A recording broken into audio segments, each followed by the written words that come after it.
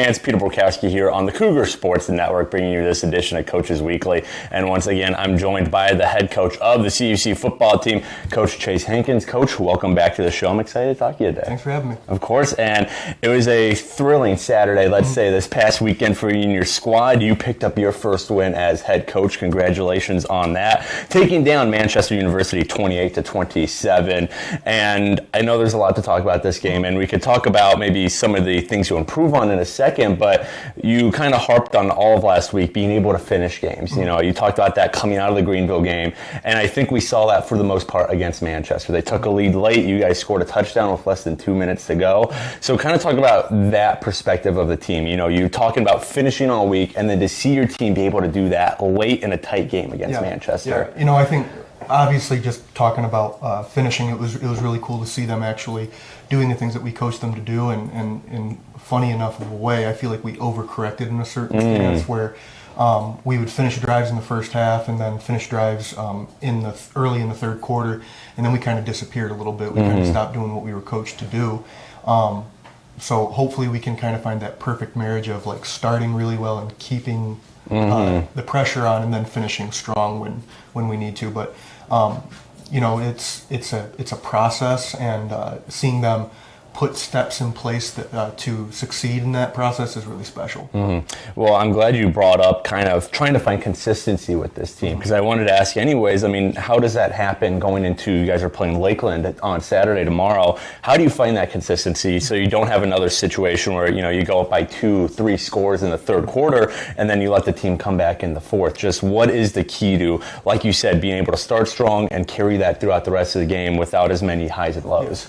Well, the good news is it's not because we're being prevented from doing anything. It more has to do with us taking our eye off the ball and losing our focus and getting behind on the schedule, or being in a second and long situation, the stuff that we would consider like not typical or ideal. But as far as I've seen it, a defense hasn't prevented us from doing what we want to do. It's just those small little mistakes that mean all the difference in the end that we haven't capitalized on. Right. We lose our focus later on in those games. Absolutely. Well, in terms of a player I'd like to highlight, I think Jace Levi deserves a special shout out from this past Saturday. 3 touchdowns, including the game winner. And I want you to talk about not just, you know, what it's like having such a talented receiver on your squad, but what it's like for, you know, having that connection for Colton Bosch, a younger quarterback who, you know, is still getting his early starts under his belt, having that experienced receiver like Jace Levi, or even Devin Bledsoe, who made a big catch late in that game. What it's like having those older receivers for Bosch to kind of learn under and have that connection with early in his career. Yeah, I think that our receiving room as a whole is really consistent. Obviously, those are the two ones that we're going to lean on the most, because they're the older guys that have been through all that adversity, and you know, they definitely have some great stories about everything that they've overcome to be in the position that they're in. But you know, with that, and I talked about this a little bit last week, it gives you experience, and experience is one of those things that you can't go out and recruit. Right. You can't buy experience. That is something that you have to go through in order to get. And both of them are competitors, and both of them are going to persevere through adversity, and being able to lean on those two while also trying to get a gel going with those other guys is really helpful for our offense, for sure. Definitely. Well, looking ahead tomorrow, Lakeland University coming here to CUC, and it's the opening of conference play for you and your squad. And something I always like to ask when conference play rolls around is, how does that, if it does at all, kind of change your preparation for these games? Because, you know, conference games at the end of the year, those are the ones that really matter. So when you're getting to these NAC games now, does it change anything on the preparation side, or is it just kind of business as usual going into these really important games? I would say that, you know, limiting the amount of change to your weekly schedule is ideal. So it's really just the process. It's just there's more tape because we have multiple years to go back on to look through and see what they were doing maybe 3 years ago or 4 years ago, or maybe what they were doing with a different defensive coordinator that they could bring back into this. And so in some ways it changes, but the bones of how we prepare are still the same. Definitely.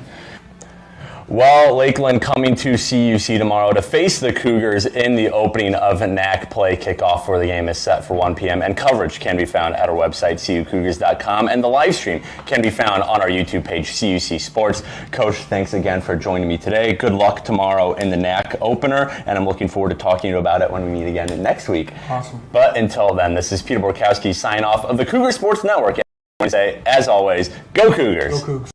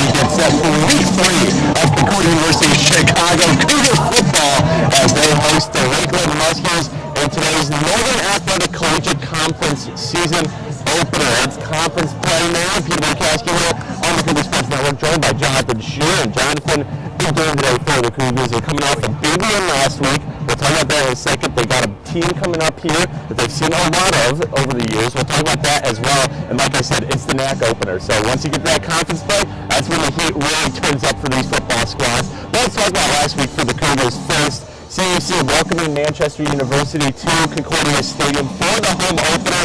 And to say the Cougars won by the skin of their teeth, Jonathan, would be a little bit of an understatement. CUC won 28-27.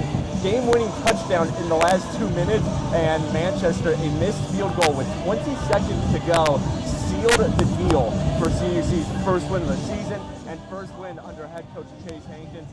Jonathan, we were on the call for that game, and to say that, I think both our blood pressures shot up by a couple hundred during those last couple minutes, again, would be quite the understatement, but a big reason for that CUC win was their ability to finish. The problem that they did have through the game was finding consistency. Absolutely. It was an incredibly strong third quarter. That was where CUC put that initial distance between them and Manchester, but they were able to finish late, couldn't finish in the fourth quarter, fell into a big slump for most of that quarter, and that's what allowed Manchester to not just climb back into it, but take the lead for a bit at the end of the game. So finding that consistency was a bit of a problem with the Cougars' offense last week, and that's something they'll be looking to fix this week. Definitely. Well, a big reason CUC was able to pull it out in the last second was Jason Levi, the senior wide receiver for the Cougars, playing in his second year in the maroon and gold. We talked about him all last week. He's one of those receivers, Jonathan. He could just do a little bit of everything. He's explosive, but he's a good catcher. He's a good route runner. He doesn't, he's not super good at one thing and kind of at everything else. He's just good all around. He scored 3 touchdowns that day, and just having him on the team is a huge benefit for the squad, not only because of the talent he brings, but because he gives a young quarterback in Colton Bosch a consistent senior leader to throw to. Absolutely. He's the safety blanket. Every QB wants a safety blanket, especially your young ones. And Jace Levi is the definitive safety blanket as a wide receiver. Like you mentioned, he does everything well. There's no weaknesses to really find. If you need that short 5-10 yard pass in the middle to just pick up a few yards, he's usually going to be there. That's what he does so well for this team and for a young quarterback. All right, well, let's talk about the other team on the gridiron today, the Lakeland Muskies, coming from Plymouth, Wisconsin. And Jonathan, this is a team who they might have a little rust right now. They've not played in 2 weeks. They didn't play in week 2. Week 1 was a bit of a rough go for their season opener. They played at University of Wisconsin-Platteville, and the Muskies lost 65-0. It was a game, really, the Muskies didn't have a ton going on. They were in the negative in net rushing. Their offensive line couldn't protect Robbie Michael to save his life. It was a rough game for the Muskies, to put it simply. No, I mean, just like you said, all around struggled in every aspect of the game. You look on the offense, Robbie Michael is a great QB for that team. Right. He couldn't get much of anything going. You can look at the offensive line. You can look at the running game not getting going, the receivers. You look at the defense being unable to stop UW-Platteville. Either way, this is a team that really struggled to find anything in first one. UW-Platteville is a very hard game to open your season with to begin they're a good with. team, yeah. But still, this is a team that is really struggling to start this season. Through that first game, they're looking to get something positive here today in River Forest. Right, and 8 sacks against Platteville on Saturday, last Saturday, like I said. Robbie Michael just could not stay upright and really get going. But I do want to keep focusing on Michael because, like you said, Jonathan, Robbie Michael, despite his slow start in that game, 161 yards, 2 interceptions, he's a very talented quarterback. He was second in the NAC last year in total offense, top 5 in passing yards, passing touchdowns, and rushing yards. He's just an all-around great dual-threat quarterback for this Muskie squad. Definitely. He's a weapon. He's the QB that a coach looks out there and is like, yes, I want that guy on my team because he's good. Like you said, he can run the ball. He can pass the ball reliably as well. He's the engine that drives this Lakeland offense that at times over the past 2 years with him running it has shown some great flashes, but you have to allow him to get going. You have to give him the time and the ability around him to showcase that talent. Right, and the Muskies starting offensive line today, 4 underclassmen and just 1 senior, so it's a very young line as well, trying to protect their star under center. Now, a little bit of history for everyone. Muskies, they lead the all-time series, 39 wins to CUC's 15. The Muskies have won 3 straight games dating back to last year, a 17-9 barn-burning win for the Muskies up in Plymouth, Wisconsin. CUC hasn't beat this Muskies team since 2019, but like we said, Jonathan, this is a pair of teams who they have a lot of history with each other. Oh, absolutely. You look at these two teams, 1947, the first time these two teams faced off, back before Lakeland University was even known as Lakeland University. This is Lakeland University's most played rivalry, even with Benedictine University. They have faced off a lot. In the last couple years, it's been in Lakeland's favor, and on a whole, it's been in Lakeland's favor, but still, these two teams have a lot of history. They've faced off a lot. And this is just another chapter in that story. Yeah, 55th all-time meeting between these two squads. All right, so we got about 4 or so minutes before we have the national anthem and the coin toss. So, Jonathan, let's get your main down-to-tax point here. What does CUC need to do here to get their 2nd win in a row and get an opening NAC win over a Lakeland squad that, like you said, they've struggled with the last couple of years? Yeah, and I think we've kind of alluded to it with the struggles of Lakeland in week 1 with their offensive line struggling to protect Robbie Michael. And that's exactly what CUC needs to capitalize on. Get the defensive line, get the defensive pass rush working early. Robbie Michael is the biggest weapon that this Lakeland offense has. If you can keep him off balance by putting continuous pressure on him, that offense is going to struggle to get going as a whole. So to win this game, you really got to get that pass rush going, really force Lakeland's offense to fall onto the back foot. Right. And as for me, it's all about consistency with these Cougars. Last week, we talked about, in kind of the same tune as Coach Hankins, having this team being able to finish. And we saw that last week. They were able to finish in the very end. But it was a game against Manchester that they made it tighter than they needed to be because, like we said, CUC really struggled with consistency. They'd go off, score 14 points in one quarter, and then go silent from most of the next quarter. So it's all about kind of finding that even line, not being so high and lowy for the CUC team, playing consistently, and pulling out the win against a Lakeland team who, like I said, CUC has not beat since 2019. Well, the Cougars taking on the Muskies this fine Saturday afternoon right here at Concordia Stadium. We'll have the national anthem for you in just a few minutes, and then we'll have kickoff here, Cougars Muskies on the Cougar Sports Network. Jonathan and I will be on the call with you, so don't go anywhere. We'll be right back in just a second.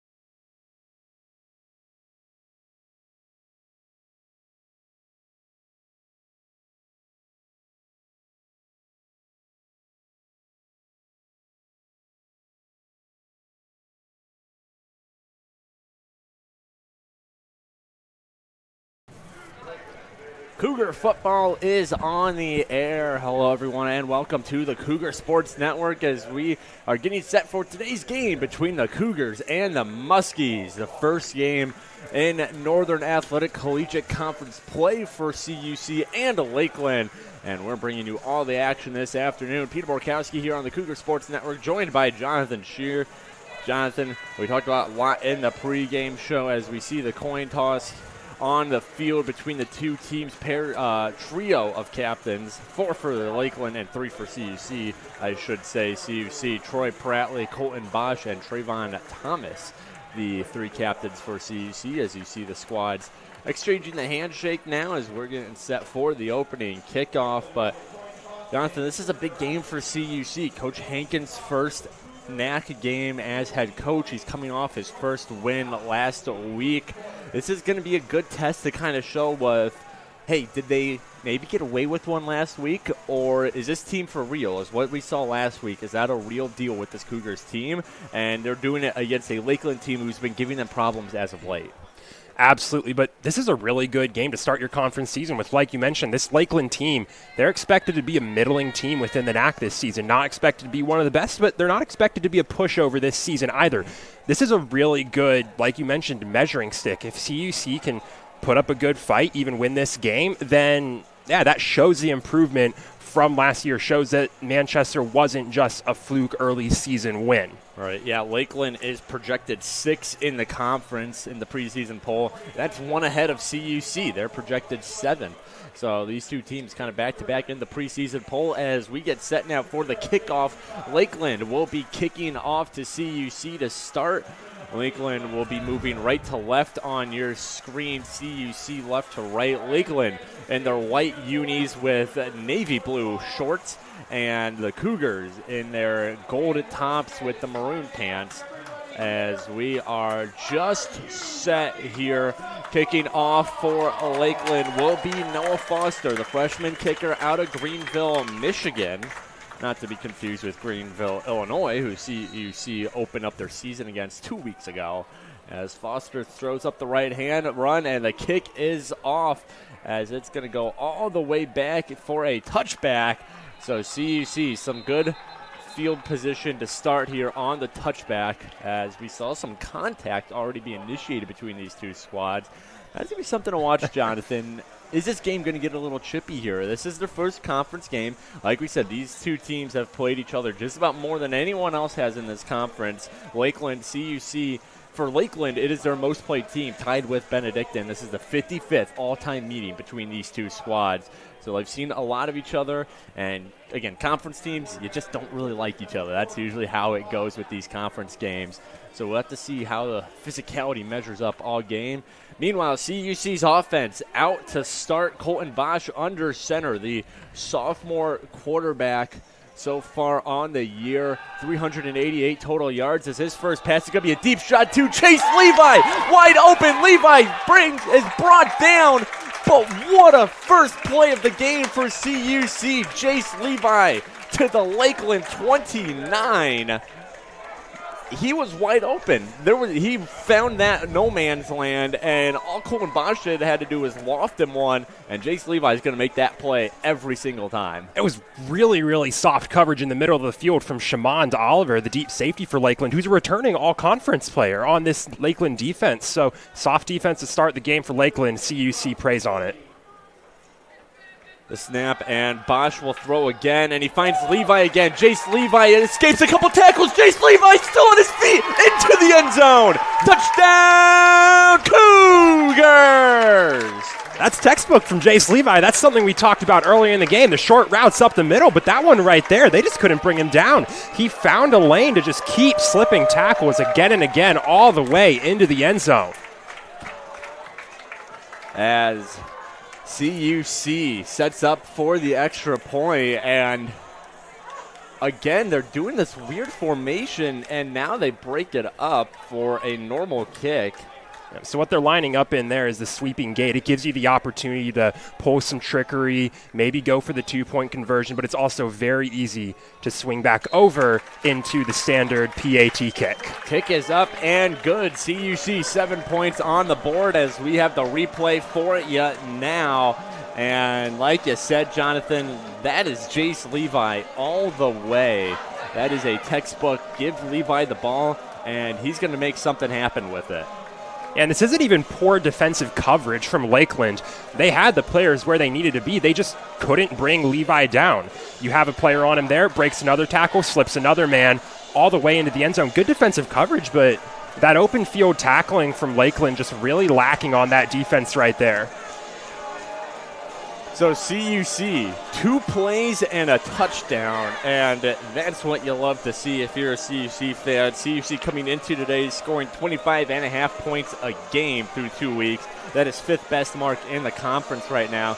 And for Lakeland defensively, you know, you're starting to get a little worried, especially because your head coach, Colin Bruton, his 10th year at the helm. Before he was head coach, he was defensive coordinator for the team for 8 years. So this is, supposedly he is a defensive-minded head coach. And so far this year, through 1 plus less than a minute of game time, 1 game plus less than a minute, they've now led up 72 points as whistles blow before the kick. And not sure what the stoppage is. I believe we'll just have a mulligan here, as now one of the referees having a chat with CUC kicker Ryan Auer.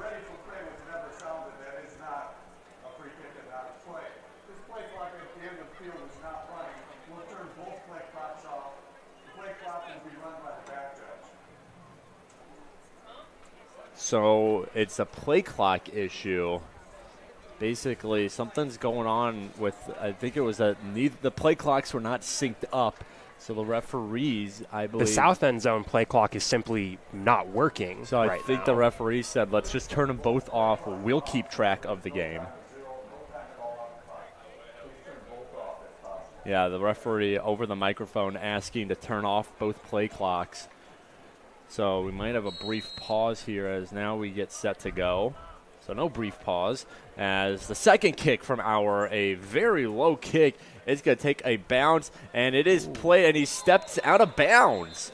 Oh, man. You don't pick up that ball. That ball is either going out of bounds or going into the end zone. So that's a mistake there. I mean, yeah. It's because if it goes out, it's a penalty. Mm-hmm. If it goes in the end zone, you just start at the 25. Instead, Lakeland will be starting at their own 6-yard line, it looks like. And this is bad on multiple levels for Lakeland. Obviously, you want naturally a better starting position for your opening drive of the game, but this is an offense that's struggled mightily on this season so far. Yet to put up an offensive point is Lakeland. And then you have an offensive line that's struggled on the year so far. You don't want to be giving up pressure to the quarterback, especially this far back on your own territory, and that's exactly where this Muskie's offense is starting off the day. Yeah, last year, 2023, again, only 1 game this year for Lakeland, so very small sample size. But going back to last season, Lakeland, 22.3 points per game. That was second worst in the conference,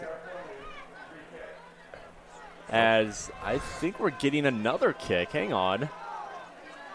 From what I heard, there's offsides on kicking team, the Cougars, which is going to be another re-kick and another opportunity for Lakeland to fix that starting position. So 3 kicks in a row here now. Ryan Auer really getting a leg workout to start off his day. So let's hope third time's a charm here for CUC. First kick was negated because of the issue with the play clocks. Second kick, now we have some offsides. And so Ryan Auer and the Cougars hope that the third kick is what gets it done. And that's a big break for the Muskies. Not only do the Cougars, are they backed up more for the kick, it wipes that misplay at their own 6-yard line by the returner, as his kick is up, a much more normal kick, and it will be returned here by Lakeland. A good rush here, and finally brought down is Hassan Rivers, the sophomore out of Dearborn Heights, Michigan. Hassan Rivers, quite an explosive returner in 2023, led the NAC in kick returns and return yards. So Hassan Rivers, who is designated as a running back, quite a return weapon for Lakeland. Have to keep an eye on him all day, see if maybe he can jumpstart this offense, which, as I was saying before, the second kickoff mishap, This offense was ranked second to last in points per game last year, only to CUC. So this is an offense who struggled last year, obviously didn't put up a point in their first game. As a little dump here and not going anywhere is the carrier. Good play there by Trayvon Thomas to sniff it out on the rush. That was Jatron Beverly. That's textbook screen defense. Like you mentioned, Peter, Trayvon Thomas sniffing out. The Cougars' defense as a whole sniffing it out, not sending too many men after Mike was at the quarterback. Just move over to the side, cover Beverly. So now Lakeland set up on the left hash mark from their perspective as Michael, another throw behind the line of scrimmage.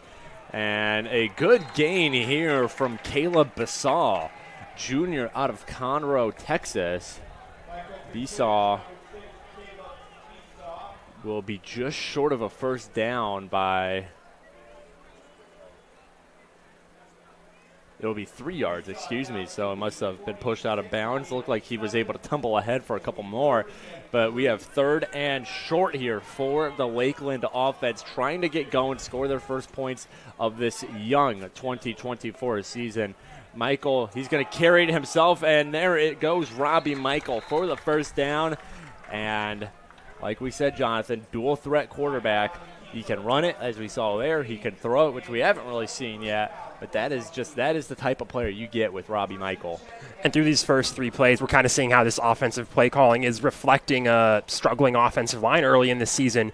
There's pre-snap motion on every single one of these plays. You're running a lot of short passes, options, stuff that can really keep the defense guessing so they don't have time to put pressure on the QB. And Michael's going to keep it. Michael escapes a tackler in the backfield, and Robbie Michael moving forward, and he is going to be right at the first down marker. Robbie Michael escaping pressure in the backfield, and he brings up a 2nd down and short situation for his squad. That was a low snap. That was a busted play for Michael. He really had to make something out of nothing on that play. 8 yards out is very productive. He's the biggest weapon that this offense has. And Michael, fake handoff. Michael will keep it. And Michael tumbling forward using his blocker for the first down. Asa Spindler, the lone senior starter on this offensive line. Michael using him effectively. And right now, it is the Robbie Michael show with his legs. That was a very delayed handoff. He kept that ball right up to Caleb Bissau until Caleb Bissau was being tackled, and then he took it, pulled it, and went for the run. And Michael now, and again, he's going to rush up the middle, and he is brought down. Again, another gain of decent yardage for Robbie Michael. Trayvon Thomas in on the tackle. And CUC having a hard time keeping Robbie Michael. Lakeland's doing the old if it ain't broke, don't fix it. Robbie Michael is getting big gain after big gain.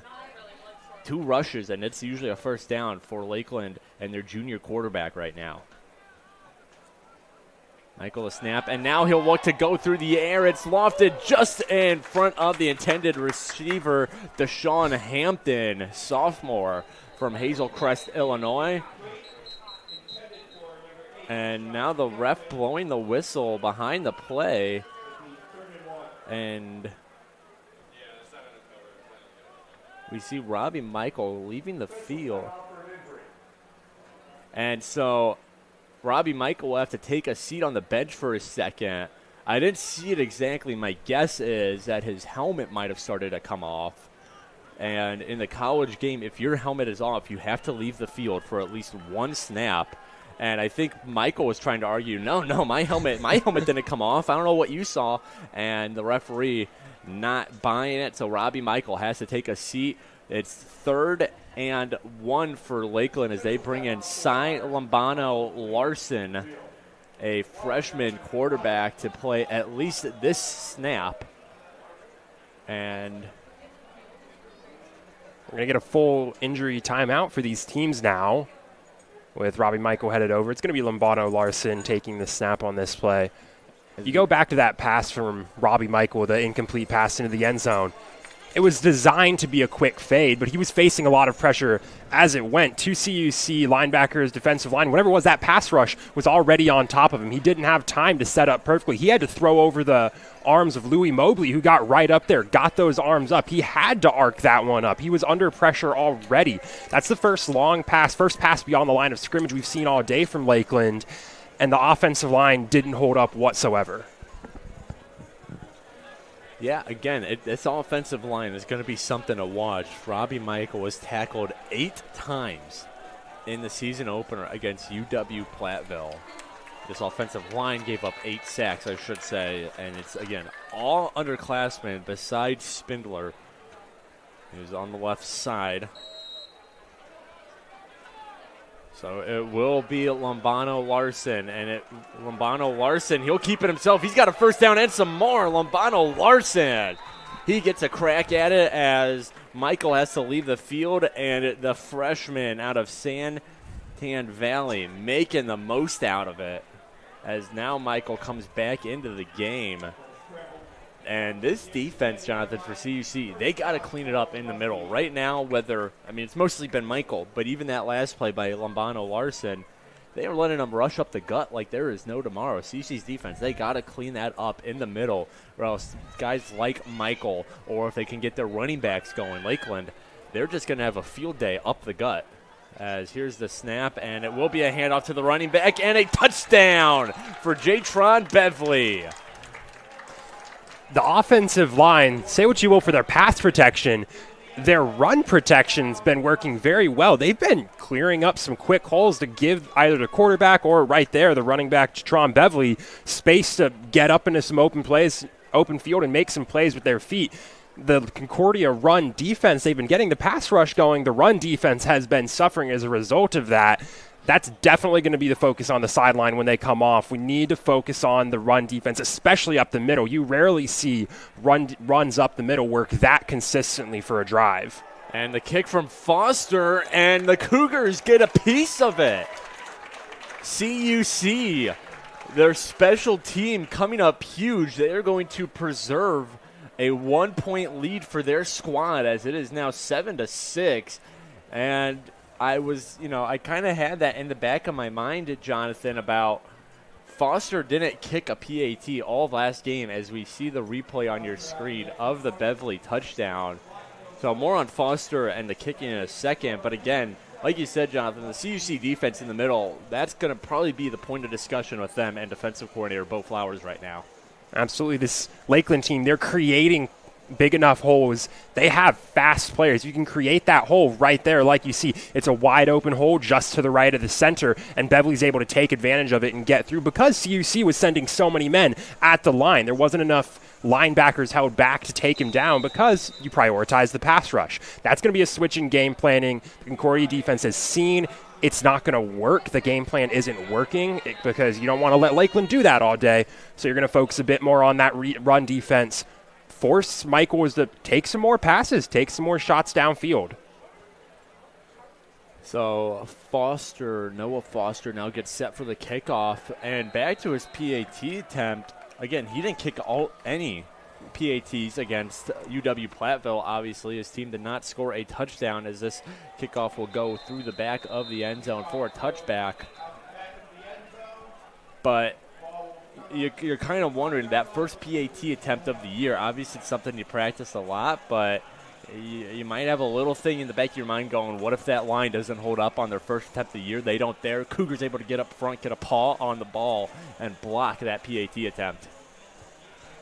So CUC's offense back out onto the field. They've had 2 plays all game, and they've made the most of it. 7 points in those 2 plays. As Colton Bosch with the touchdown pass to Chase Levi.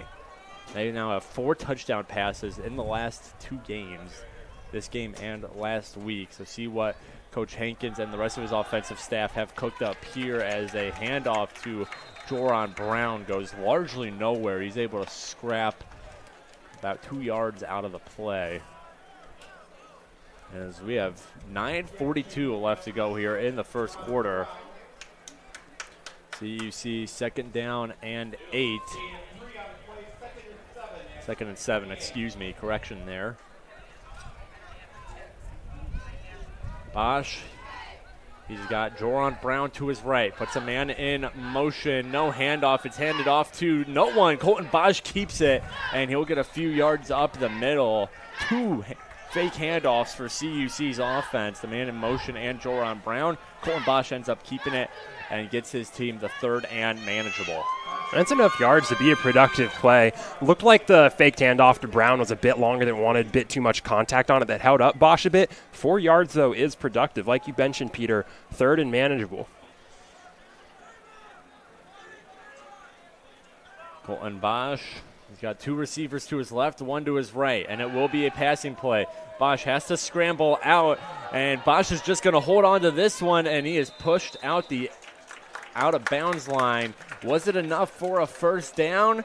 And it will be. Colton Bosch just able to get over the line. That's just good. That's good awareness from Colton Bosch with the yard markers on the other side. He headed straight for out of bounds, so trying to protect himself a little too. And he got just what he needed for a first down before he stepped out and avoided a big hit. Absolutely perfectly timed decision-making, too. Pressure coming from his backside, from the blind side, rolling out and immediately taking it for the scramble. Bosch steps through the pocket, and he's going to be brought down for a sack, and a big sack at that. Getting in there on defense was Carlos Ozels, the senior out of Fond du Lac, Wisconsin. Spinning around, slamming Bosch down. Ozels is one of those returning all-conference players from this Lakeland defense, this defense that really has to be the backbone of this Muskie squad. So it will be 2nd and 14 now for CUC. First sack of the day for either squad. As Colton Bosch with 4 receivers on his left, and that's where he's looking, and he threads the needle to Wes Jackson. And that'll get the Cougars back within manageable distance for 3rd down. That was a nice bullet pass from Colton Bosch right through the defense.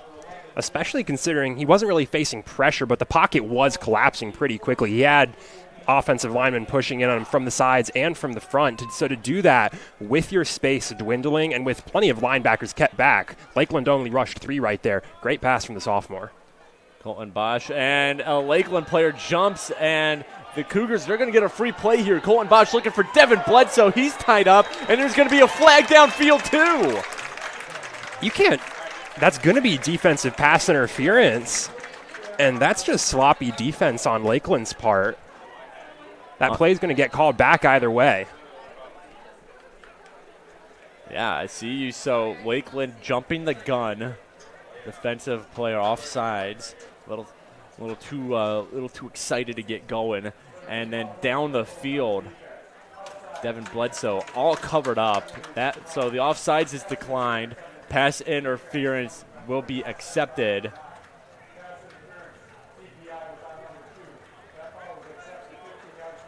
And it will be 15 yards from the previous spot and a fresh set of downs for CUC. Yeah, that's just bad on Lakeland's part.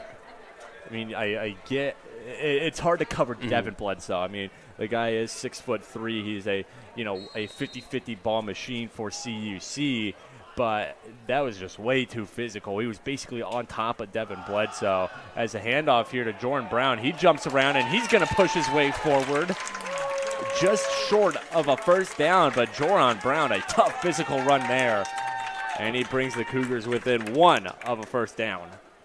First big run we've seen from Joran Brown all day, and you mentioned tough and physical. That's exactly what Joran Brown is. He's tough, he's physical. You send him up the gut, he can break tackles. Yards after contact is his specialty. 2nd down and 1 for CUC. As the snap will be another handoff to Brown. Brown's just going to fall his way forward. And they are marking him right at the yard line, and they are saying that he got over. So first down for CUC. Say, Jordan Brown fell right at the yard marker, and the line referee's giving it to him. So CUC, fresh set of downs inside the 35 on Lakeland's half of the field. Less than 6 minutes to go here in the first quarter of play as Bosch now will go back. A long throw downfield, and it is going to be dropped off the hands of Henry Jones. And that was a beautiful pass from Bosch. Under pressure, rolling out to the left while moving. Deep ball to Henry Jones. That hit the breadbasket. Maybe a bit ahead of him, but Jones had two hands on that. You would love to see that brought in, especially since you're Colton Bosch. That would have been a high right reel play, but we did get to see what Henry Jones is. He's the deep shot receiver for this Cougars team. He's fast, he's quick. Hands are a bit behind where the other Cougars receivers are, though, and we saw that right there. He's also a little undersized at 5'10", 170. So if he's not able to create that separation with his speed, if he is covered as he was there, it might be trouble. As Joran Brown now to the sideline. A big run for Joran Brown as he is quickly finding his footing here this Saturday afternoon. First down and more for the sophomore running back out of St. Joseph, Michigan. And again, he takes that first hit, that first contact just past the line of scrimmage and just bounces off of it and keeps on going. This Muskies defense is really struggling to make that first tackle from the first point of contact. They're letting the Cougars create those yards after contact, and that's letting CUC put together a sustained drive. CUC in the red zone now on Lakeland's 15. Bosch, he puts Henry Jones in motion, and now some flags fly. The play is blown dead.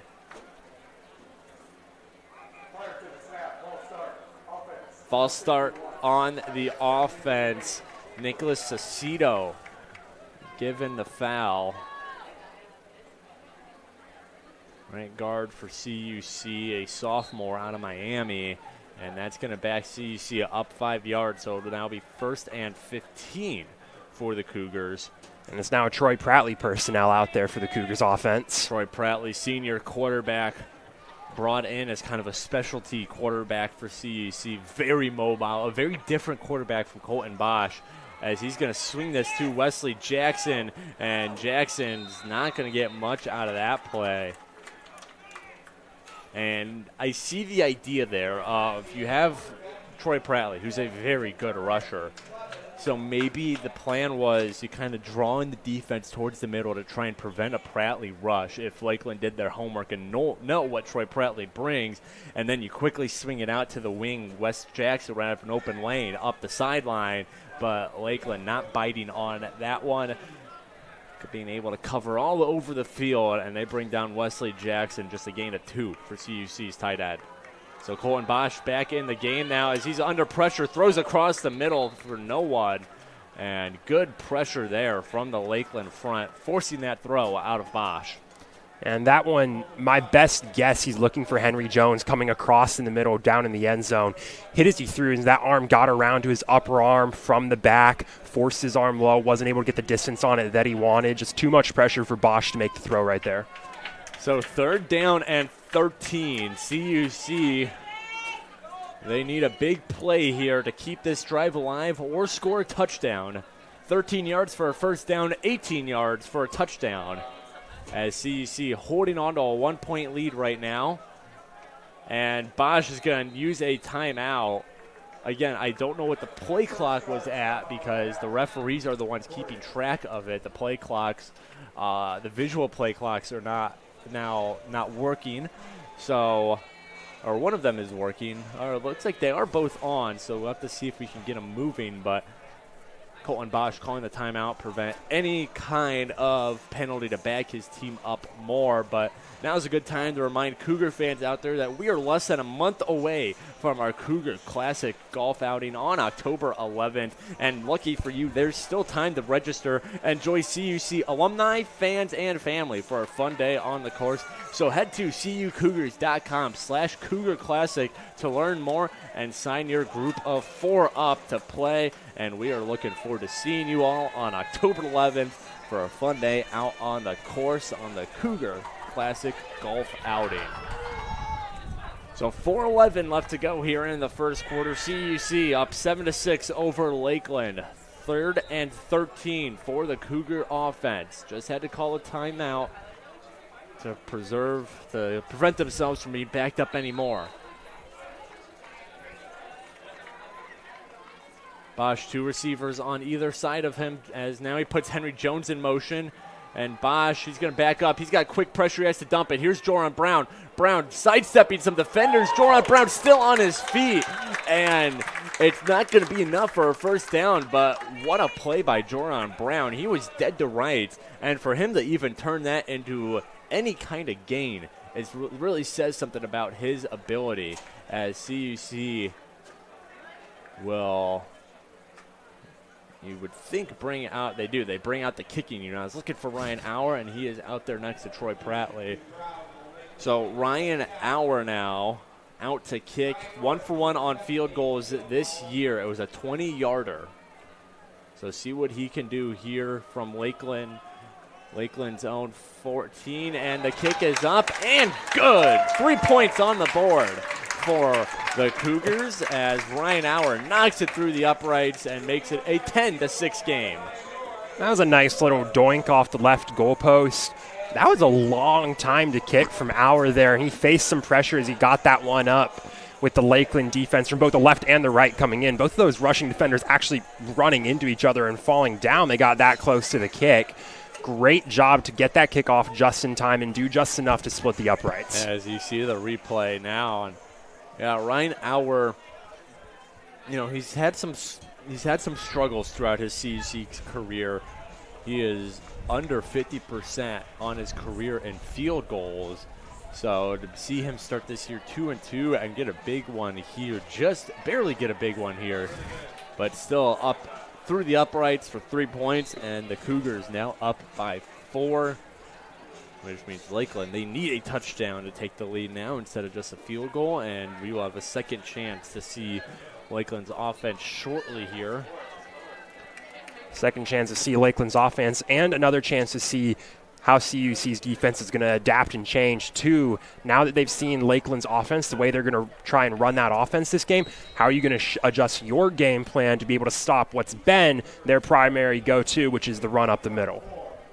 Yeah, so far, no defense has been able to stop either offense, as here is Hassan Rivers. Hassan Rivers, and he is brought down. He's tripped up at his feet, as now we see some extracurriculars take place. That was Rivers' own teammate on the tackle right there. That was number 17, Chris Crawford. Got blocked back so far. He was flying back and took out the legs of Rivers, and Rivers kind of did a flip tumble over Crawford to get brought down. So a bit unfortunate for Rivers, who definitely could have gotten a few more yards on that return. And then after the play, not sure on the Cougar, but for Lakeland, it was Leroy Coleman who was getting a little handsy with some of the yellow jerseys. Again, wasn't able to catch the CUC number in on the altercation. Nothing comes of it. Referees break it up as we get set for Lakeland's second drive of the day. Robbie Michael rolls out, still looking downfield, and now he's going to use his legs. Turns the corner, and Robbie Michael will be just stepping out of bounds, as he's able to pick up, in the end, a very good gain there. That was actually very good pass protection from the Lakeland offensive line. Robbie Michael had plenty of time in the pocket to make a throw, but the CUC secondary shut down all of those throwing options. So the first time today, we've seen a lot of time in the pocket for Michael, and he doesn't have an option to throw to. But again, that weapon, finding that opportunity down the left side to just create a productive play. As Michael will hand this one off to Beasley, and Beasley, he is off to the races. Nothing but green in front of him, and Jatron Bevley, touchdown number 2 of the day, and this one a lot longer run than his first of the day. We're going to have to wait a bit longer to see how CUC plans on stopping the runs up the middle, because that's the first time we've seen it that drive, and it did absolutely nothing against it. Again, Bevley has the hole to the right of the center, and there's nothing stopping him. I don't think he was touched on that rush, even coming up through the gut. Now, we'll have the replay in a second after the PAT's kicked. So before we keep talking about the touchdown, let's turn our attention to the PAT, because, again, first one was blocked by CUC. So let's see what they can pull off here. The kick is up, and this one is good. Almost in on the block was Lonnie Simpson, I believe, number 32 in gold. As now we see the replay. And watch that middle. Watch the gap just to the right of the center, Hampton Henderson. There's going to be a lot of space there for Jatron Beverly, and he's going to be a bit patient with it just to let that gap develop. But it's going to be there. It's going to be a massive gap, as you see. Great blocking on the short field from Lakeland. And then he finds that further gap between the secondary. And he is a very, very fast running back. That's his strength. So if you give him those gaps to run through, he'll be able to take advantage of them. You won't really see him pound it up the middle, get those yards after contact. You have to create those gaps. That's what this offensive line's doing very, very well. The run protection from the offensive line has been so productive on the Muskies' part today. Yeah, Jatron Beverly listed at just 5'8", 160. He's not a big guy, but like Jonathan said, he's able to use his strength to his his speed to his advantage, and he had all the space he needed on that run to take it to the house. A 64-yard touchdown run for Jatron Beverly, as Foster, after the good PAT, now gets set for the kickoff. Kicked it out of the end zone both times so far. See if he's able to keep this one in the field of play and make CUC's returners do something, or if it will be another nuke, as this is a long kick. And once again, CUC is going to let that bounce out the end zone for another touchback. Oh, how's that to a return to form for this Lakeland offense? Not a single point scored in their first game of the season. You come out and pick up 2 touchdowns on your first 2 opening drives in your first conference matchup. This offense has really found a way to make it work, to not let their weaknesses hold back their offense, to play to their strengths. And so far, they haven't allowed the defense to catch up to those strengths. They've been using those strengths very well. On the flip side, CUC's offense has been scoring as well. One of those scores was a field goal, but it's still scoring. It's still just a 3-point game. So both of these defenses have yet to find a way to truly stop the other team's offense. Well, Lakeland's defense is now in the spotlight as they go back to work on the Cougars' offense. A handoff here and a gain of 2 for the CUC. One of the strengths of the CUC offense on the season has been to create long, sustained drives. They've been picking up a lot of first downs through both of their first 2 games. Even if that big loss to Greenville, they picked up more first downs than Greenville. They've been able to create long, sustained drives with short chunk plays that can keep the offense on the field for a sustained amount of time. Like we've talked about, it's that finishing that's gotten better in the last 2 weeks. Yeah, CUC through their first 2 games averaging over 35 minutes of possession. That is second best in the conference, as Colton Bosch will be brought down. Second sack of the day for Lakeland. This one from Kenyon Peoples, sophomore out of Lansing, Illinois, as he gets sack number 2.5 on his career.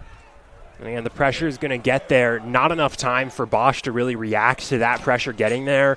Didn't have the time for anyone to get open downfield. Couldn't make the play. Wasn't able to get out of the pocket.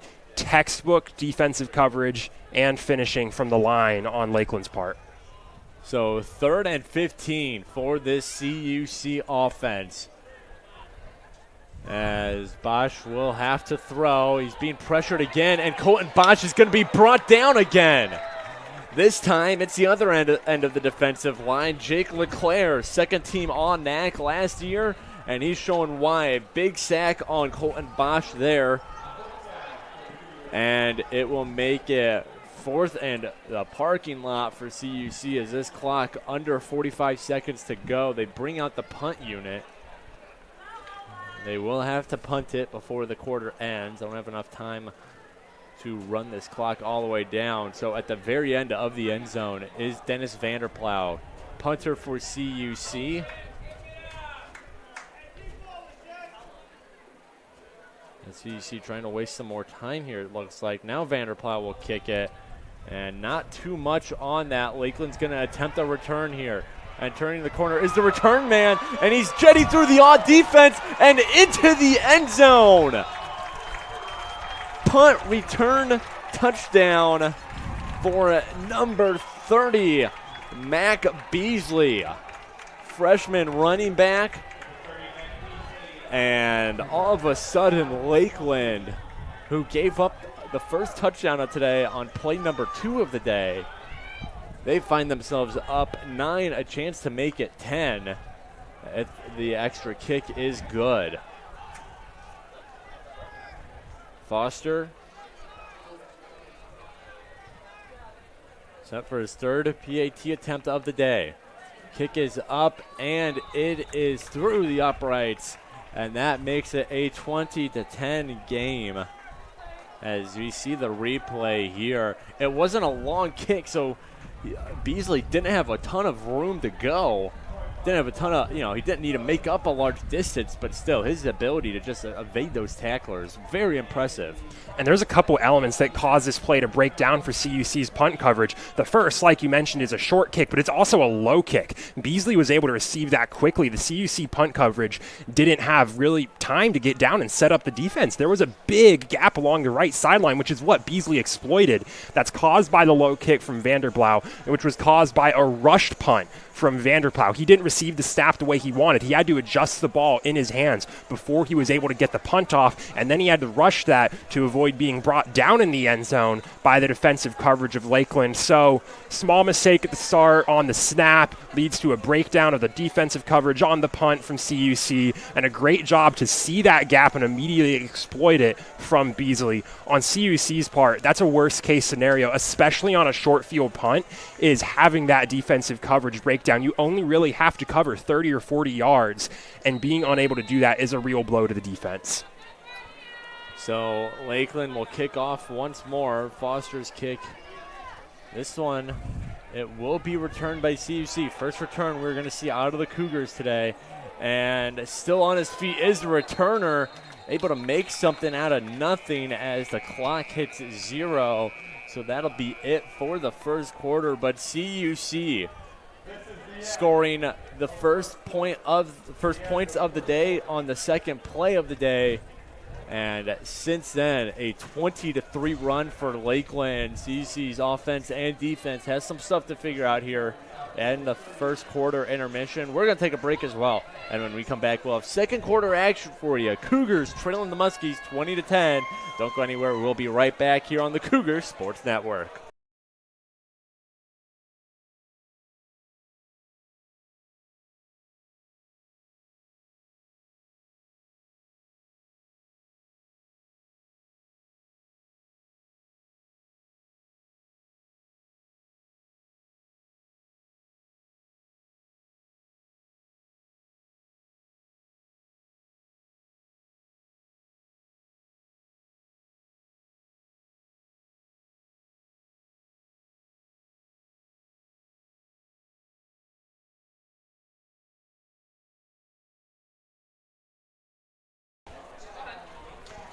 Back here on the Cougar Sports Network, CUC trailing the Muskies 20-10 as we get set for second quarter action between these two squads. Peter Borkowski, Jonathan Shear still on the call with you. And Jonathan, this is a big drive for CUC's offense. They got stopped on their last drive. First time either offense has been stopped today. And now, if they don't get points on the board here, or even if they only get a field goal, Lakeland has a chance to really start pulling away with this game in the second quarter. As Joran Brown able to break a couple tackles, falls forward for a good gain of, I believe they're going to say 6 yards for Joran Brown. And I think this is what we're going to see some more of this drive, more of these runs up the middle, short plays, screens, and runs.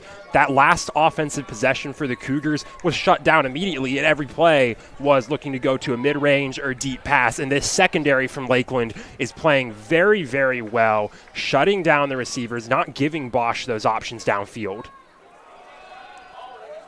As another run up the middle for CUC, and it will be enough for a first down. In on the rush was Colton Bosch, keeping it himself. And the sophomore quarterback giving his team a fresh set of downs to play with. And that's when the Cougars offense is at its strongest. They can get shot plays, but they're at their best when they're content with these short 5-6 yard chunk plays that allow them to slowly move the chains. As a handoff to Joran Brown. Joran Brown able to escape a couple tacklers, still on his feet, and now finally hits the turf. Joran Brown, we've seen him break a couple big plays out today, but this is really where he excels, Jonathan, is just his ability to get 5-6 yard gains where he's going to be, as now we have a timeout due to injury, Joran Brown leaving the field. As now he'll head over to the training table, but again, this is how he plays. He usually gets contacted about 2-3 yards into the run, and he's able to just muscle his way for another 3 or 4 yards of gain. Yeah, and 5-6 yard gains. It took about 5-6 guys to bring him down right there. That's how good he is at staying on his feet and just muscling out those extra yards. As now a handoff here to Booba Henson, the other featured back in the CUC offense, and he'll have himself for enough for a first down. And you know, Jonathan, we saw a really good game out of Booba Henson last week. He didn't necessarily put up a ton of yards. He only has 55 gain yards on the 2 games he's played so far this year. But it's just he perfectly fits that situational role of he's small, he's shifty, he's a curveball compared to Joran Brown. He just gives your offense a different look in the running back position. As now Bosch has to back all the way up. He's going to look downfield, and it's intercepted. There is a flag, and it's going to be brought back. And that's going to be called on defensive pass interference. Long pass to Jace Levi, and the corner in coverage, can't tell which one of them it was. They didn't let Levi get up to the ball first because they tugged on Levi. They ended up going for the ball, but it was before the ball got there that they were holding Levi, and that's what's going to cost them what would be a massive defensive play.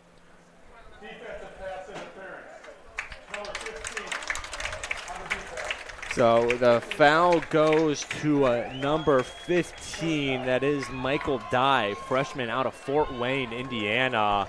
And, yeah, just way too grabby with Jace Levi. Like you said, Jonathan, he was holding on to his right sleeve, wasn't letting Levi get free before the ball got there. And that could be, like you said, like you alluded to, that could be a huge momentum shift because that would have been a huge defensive play for Lakeland. He had a lot of room for a decent return, too. And when you're already up by 2 possessions here, taking the ball away is only going to make things better. Instead, however, Dye not able to do it cleanly, gets tagged with the foul, and CUC's got a fresh set of downs in the plus now. Hand off to Henson as Henson falls forward, takes a big hit before he's brought down. And Henson is down. In on the hit was Matt Glogowski, a senior out of San Diego. And just to put it in perspective, Glogowski 6'1", 207. Booba Henson 5'8", 155. Very different, body types, and Henson just took a huge hit. He is sitting up, which is a good sign, but we'll have to check on Booba Henson after we take a break here while the trainers check on him. So we're going to take a break on the Cougar Sports Network, and then when we come back, 12:15 left to play here in the first half. Cougars trailing Lakeland 20-10.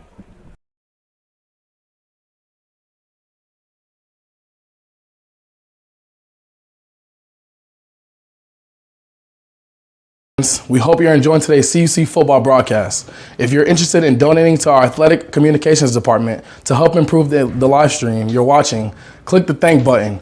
We appreciate your support on and off the field and hope to see you soon on campus. He definitely did last year.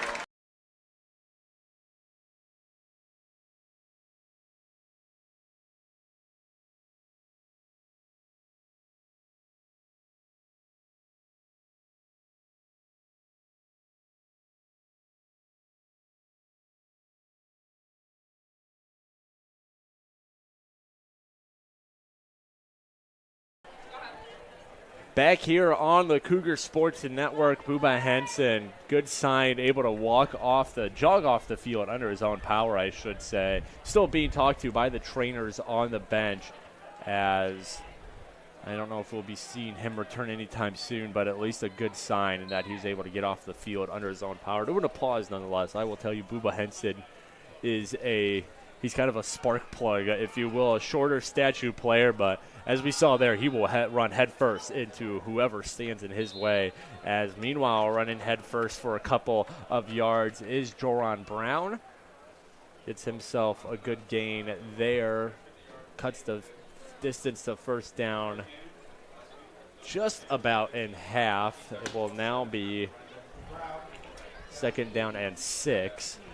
And the Cougars are back in the red zone again, finding ways to get yards, whether it's penalties or 5-6 yard plays, just manufacturing a long drive. They let Brown carry again, and he's not able to turn the corner, able to bounce off the first block, and then as he tried to get around the line, was eventually brought down. So 3rd down and 6 for CUC. Didn't really lose anything on the run, but they have to convert here. So far on the day, CUC 1 for 3 on 3rd down conversions. On the season, CUC 41.2%. That is 6th best in the NAC so far this young season. As Bosch, no one in the backfield. Bosch immediately pressured, and Colton Bosch, he's going to keep looking for a throw, and he finds an open receiver. 1st down, CUC. As it is Henry Jones on the reception. And that was a great play from Bosch. And they're saying 4th and inches. It looked like Jones had enough. Of course, he was on the opposite sideline of where the marker is. So now CUC, I think they're doing the tush push here as they have everyone lined up at the line. 2 players right behind Colton Bosch. You know the drill, just push him forward, and he falls forward, and that'll be enough for a 1st down. So CUC bringing the favorite play out of the Philadelphia Eagles playbook here to Concordia, and it's enough to keep this drive alive. Yeah, it's a big offensive line that does kind of outsize this defensive line from Lakeland that gets the job done there. That 4th down pass from Colton Bosch was a great play. He escaped the pressure, rolled out to the left, and then he faked the scramble. He made it look like he was going to run, which pulled the corner forwards and opened up that gap for him to then pull back into passing form and laser it into Henry Jones. Bosch, a handoff to Joran Brown as he is stood up as 5 white jerseys fall on top of him.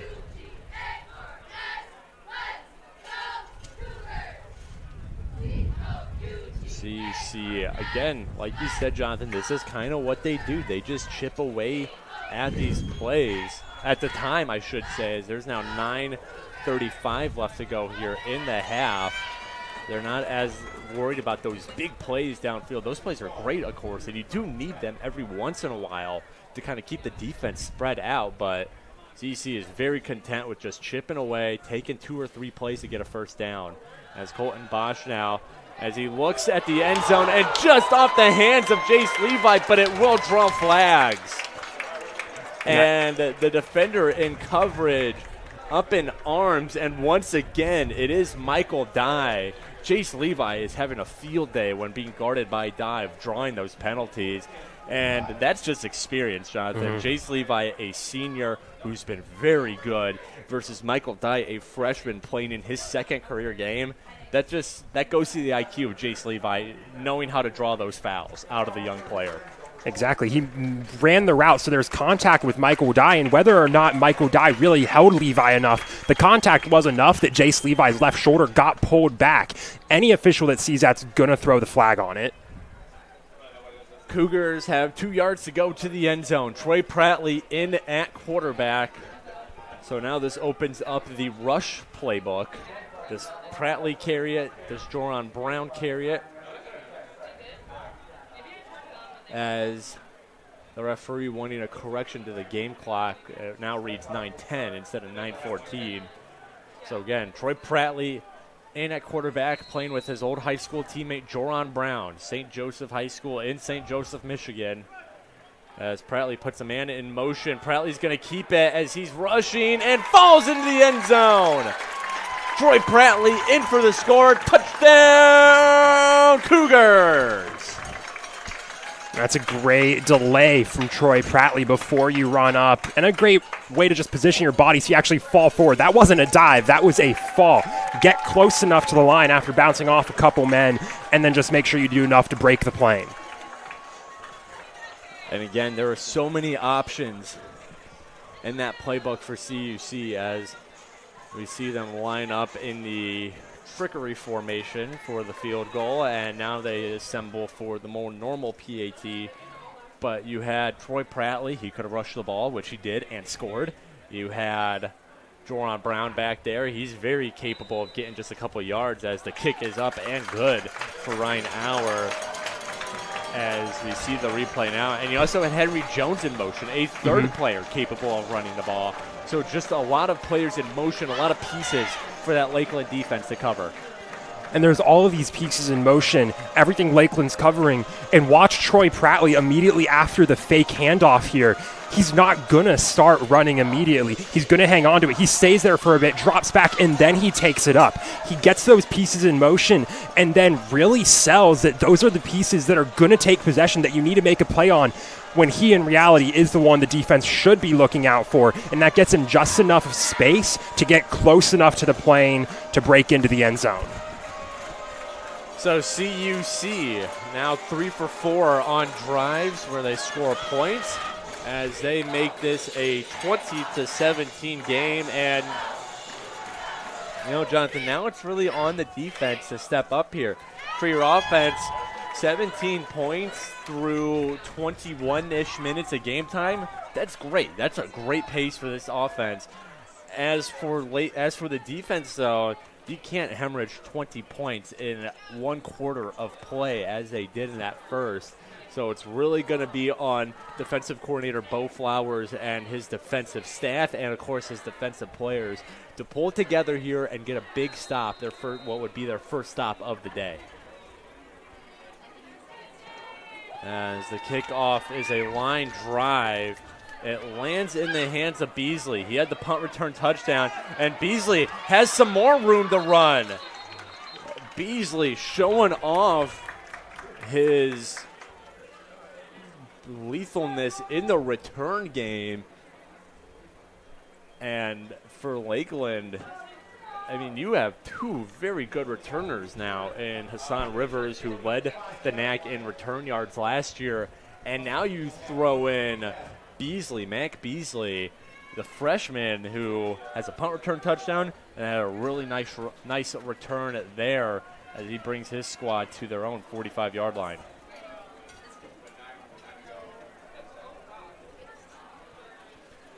So good field positioning here for Robbie Michael and his offense.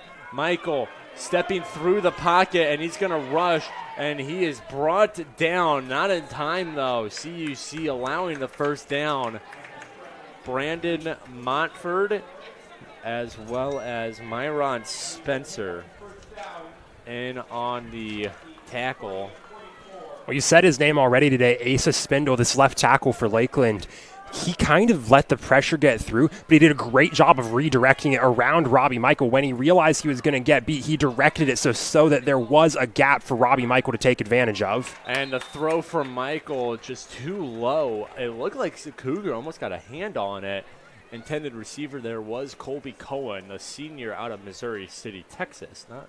Not Missouri City, which you would think would be in Missouri, but instead it will now be 2nd and 10 for the Muskies. Michael sends his man in motion, and now he finds him. It is Rivers, and Rivers able to stay on his feet a little longer, but CUC's defense led by Isaac Young getting in there and bringing him down behind the line. And that'll back up Lakeland a little bit. Again, CUC's defense, they saw the screen coming. They sent the coverage immediately. But even then, it was a low pass from Robbie Michael. You had to get down there. You had to get that ball up off the ground. That's going to cost you a second or two. That gives that defense time not just to start moving there, but to be there to stop you behind the line of scrimmage. 3rd down and 11. Pass across the middle, and it's dropped by Xavier Thomas. And that's a drop you can't have. big rush from CUC. They sent 5. CUC sent an extra man at the attack at Michael. It was a split-second throw, and that's the design play, and that's on the money from Michael. You have to bring that in. That play is probably going to result in a first down if you can reel that in. And that's a senior, too, and Xavier Thomas. That's one of your older players. You expect him to be able to make plays like that. And they're going for it here. They're in fourth down territory. And everyone's jumping now. Oh, my goodness, a trio of flags fly. And it will be Lakeland, the culprit.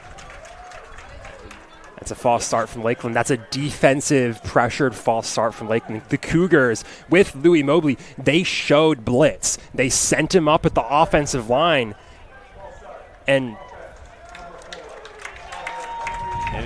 it's Xavier Thomas again. A receiver. Yeah, I mean, if you look at the play, Lakeland had receivers 5-6 yards downfield before the ball was even snapped. And for it to be Xavier Thomas, who's coming off that tough drop, that is just not what you want to see. As Michael now, a little boot to kind of catch the defense off guard, and it gains his squad about 20 yards.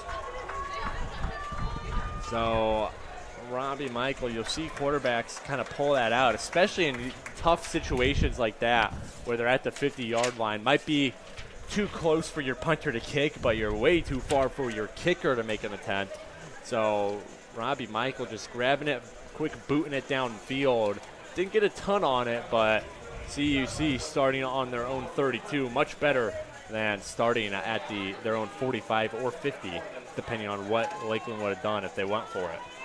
It was a great setup for the Cougar offense. They love getting those long drives. Their last drive took almost 7 minutes, and now you have 7.5 left on the clock in the second half. You get another one of those drives, you put the ball in the end zone. Not only do you have the lead, you'll likely have the lead headed into the locker room. And additionally, that's your first stop on for the defense all day. That's a good sign that this defense could improve as Colton Bosch launches downfield, and Jace Levi just threw his hands. Jace Levi wide open, likely would have had his second touchdown of the day, and that ball just through his fingertips, and it will result in second down and 10 for CUC. That wasn't an uncatchable pass from Bosch. It was a bit further on the route than where Levi was going to cut in to cut that across, but Levi just adjusted to make that small adjustment too late. He had to shift his feet, which prevented him from focusing on the hands. And like you said, Peter, just through the fingertips, Levi's going to be able to move on from that one. He's done it before, but that's still one you're kicking yourself because that's such a great opportunity. Bosch rolls out now, and that pass is blocked and almost intercepted. In on the play was Jake Leclerc. Leclerc got the block, and then the ball was within range of him, not able to bring it in. But that would have been catastrophic for CUC. Even with dropping, not being able to finish off the interception from Leclerc, that's great awareness to even swat that down. He had to reach out behind him to swat that ball up. He was out in front of where Bosch was throwing. Great play from the senior. Yeah, the 236, 6'3" senior, so a big guy, but showing off the agility there to even get a paw on that ball. As CUC now has to look for the sideline really quick, and they're going to need a timeout. Again, I couldn't tell where the play clock was because we still can't see it, but you knew it was close. And Colton Bosch will use the Cougars' second timeout to avoid putting himself in a further hole here, 3rd and 10 on their own 32-yard line.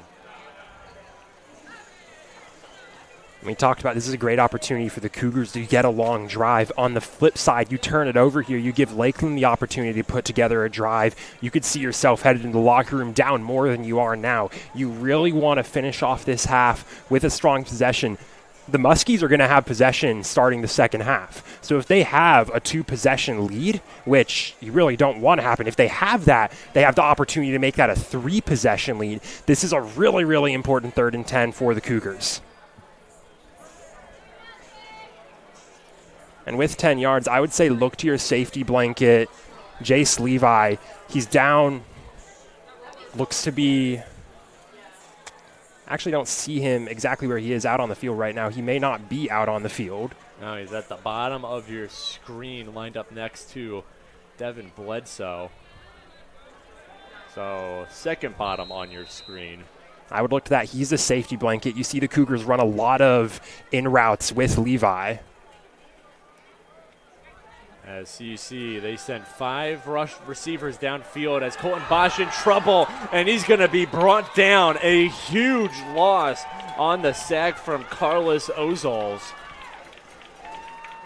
And that is just about worst case scenario for CUC, other than a turnover, as not only do you not get the first down, but you now are backed all the way up for your punter, Dennis Vanderplow, who we haven't seen put a lot on the ball coming into today. He's only averaging 34 yards per punt. His first one went about 40 or so, but it was returned for a touchdown as Vanderplow. A kick here, it'll cross, and it's over the head of the returner. So CUC, a lucky break here. It was Mac Beasley on the return, and he just misjudged that one. It goes over his head, and it's going to bounce to Lakeland's own 30.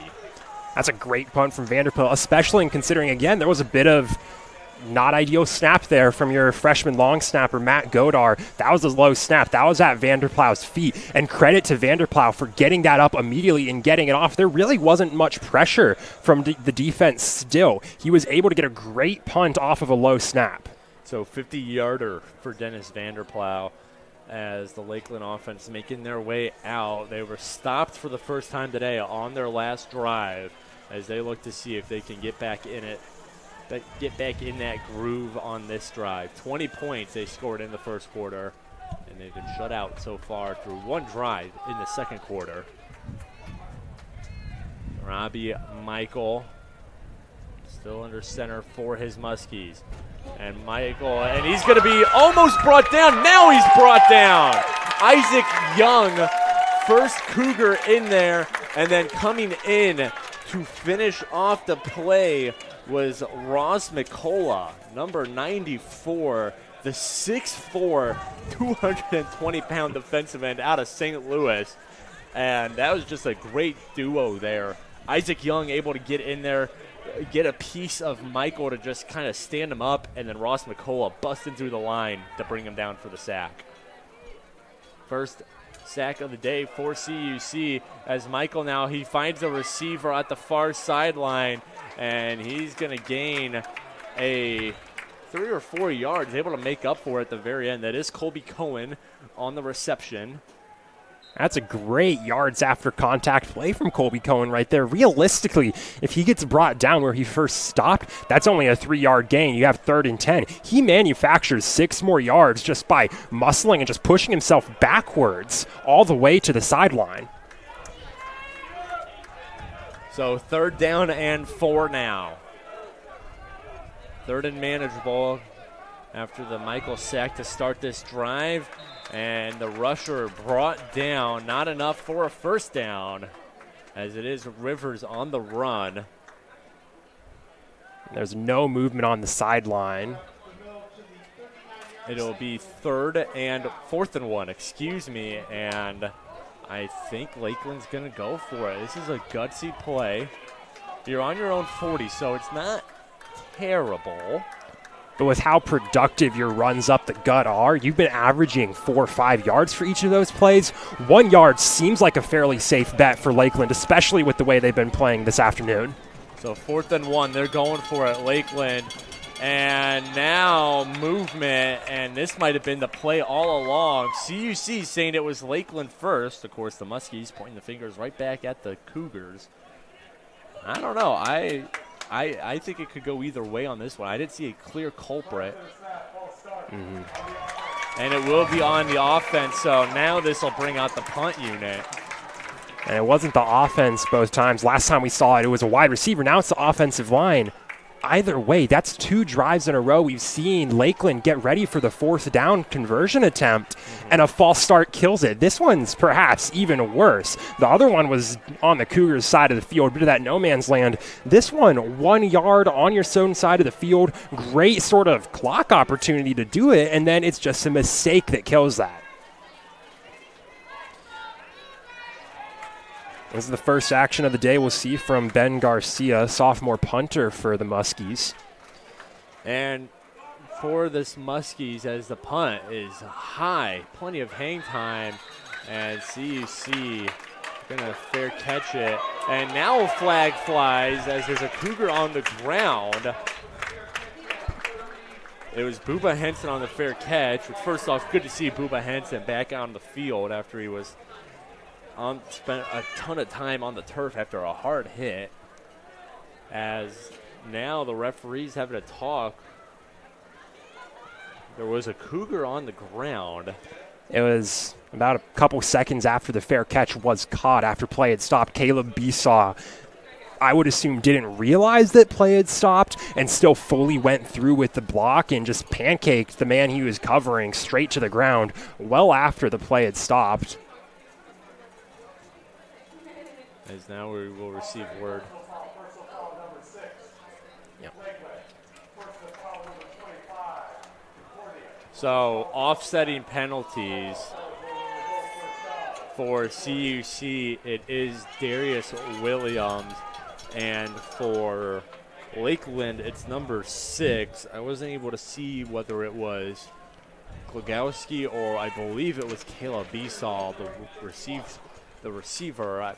Yeah, not able to make out which number 6 it was, but one of those two, and then Darius Williams for CUC. So no yardage gained, no yardage lost for either team, as the offsetting penalties, as the name implies, offset each other. So we will have 1st and 10 on CUC's own 31. And a first rush of the drive from Brown goes for just a few yards. Cougars offense will have to move a bit faster than they did in their last touchdown drive. 3:40 left on the clock for the second half. But you do have that 2-minute warning now. First year we've had that in NCAA football. And this Cougars offense can move that ball faster. They just prefer to run out those long drives, but they do have the playmakers who can get that ball down the field a bit faster, run up the tempo a bit, that sort of thing.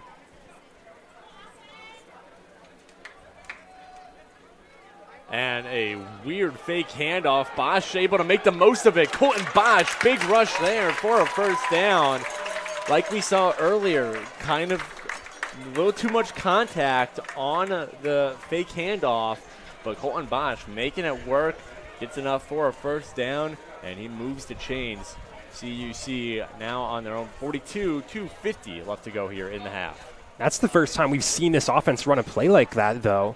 Henry Jones, they love to run the end around with Jones. We've never seen them run the QB option end around. It was a smart play to hold that from Bosch.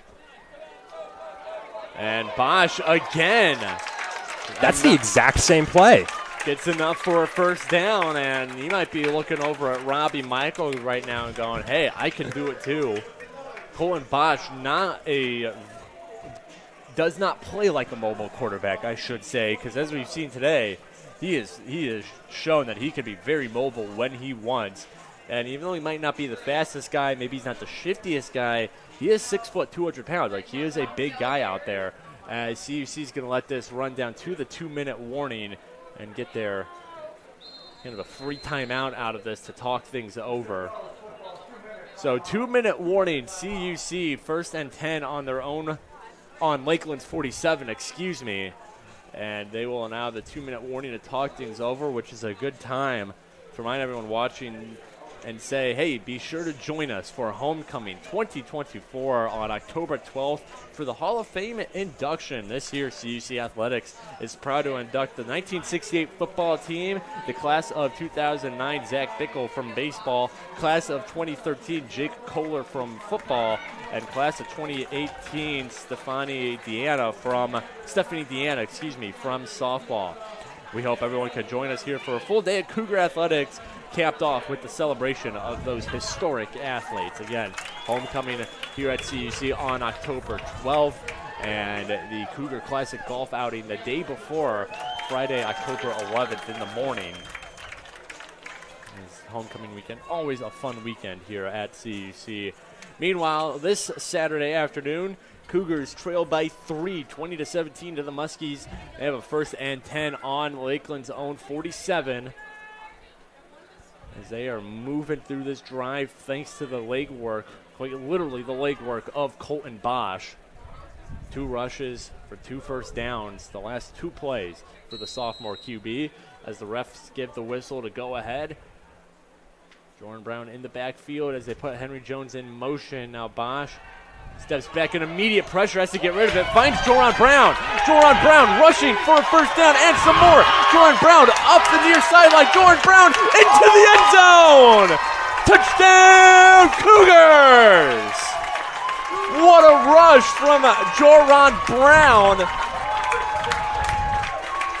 And CUC went from disaster to touchdown at the snap of a finger. Oh my goodness.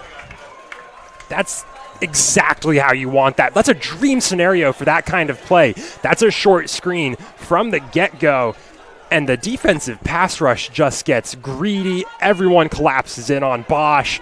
No substantial defense down the last 50 yards for Jerron Brown. As Ryan Auer set for the extra point, trying to put his team up by 4. Lakeland, I think, got a piece of it, but it's still enough to go through the uprights and give the Cougars a 4-point lead. And, Jonathan, if you're Lakeland's defense, you got to be feeling pretty bad about this play because you could see from the start of the play, they had 3 white jerseys in the backfield who were probably seconds away from a big sack. Instead, Colton Bosch, great job while backpedaling to get that ball out, and then great job from Joran Brown just to take it all the way to the house. Just send everyone at Bosch, and then Jerron Brown has so much space, but even then, the blocking, how many blockers do you need on that? There were 4 blockers from CUC all the way down to the end zone.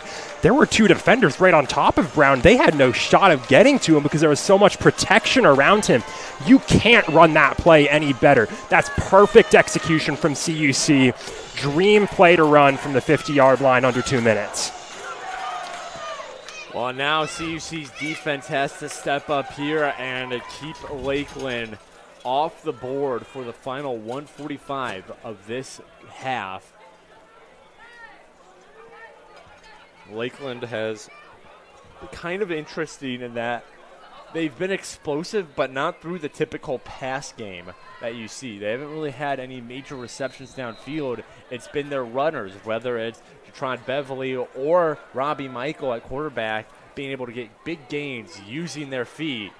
And then, of course, they have a touchdown from this man right here, Mac Beasley, on the return, as he is now going to run into a group of yellow jerseys. Flags fly. CUC saying they came away with the ball. I don't think this one's going to stand. As we have to also see what the flags were about. CUC's defense is set to come on the field as, again, I don't think CUC coming up with the football is going to mean anything. But there's frustration from Lakeland's side. Looked like it was Hassan Rivers throwing his hands up in frustration. So whatever it is, it probably won't be good for the Muskies.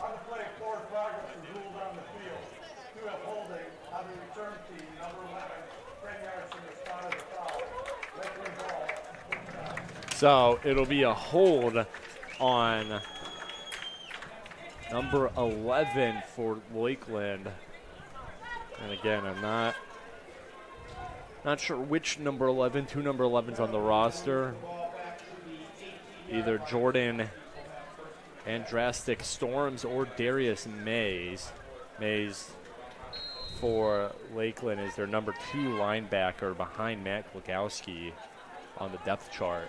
So leaning towards Mays as Robbie Michael is going to keep a hold of it here. He keeps turning and zigging and zagging, and he gets himself a good gain of 9. You mentioned we haven't seen much passing from Lakeland today. Robbie Michael was 3 for 6 on most of these options where he has the choice of dropping back and passing or rushing it. He's rushing it. He hasn't attempted to throw much. Well, he throws here, and he finds a man, and he breaks a tackler, and now brought down is the receiver, Deshaun Hampton. So a decent gain there. The clock continues, and now there's a flag as well. Excuse me.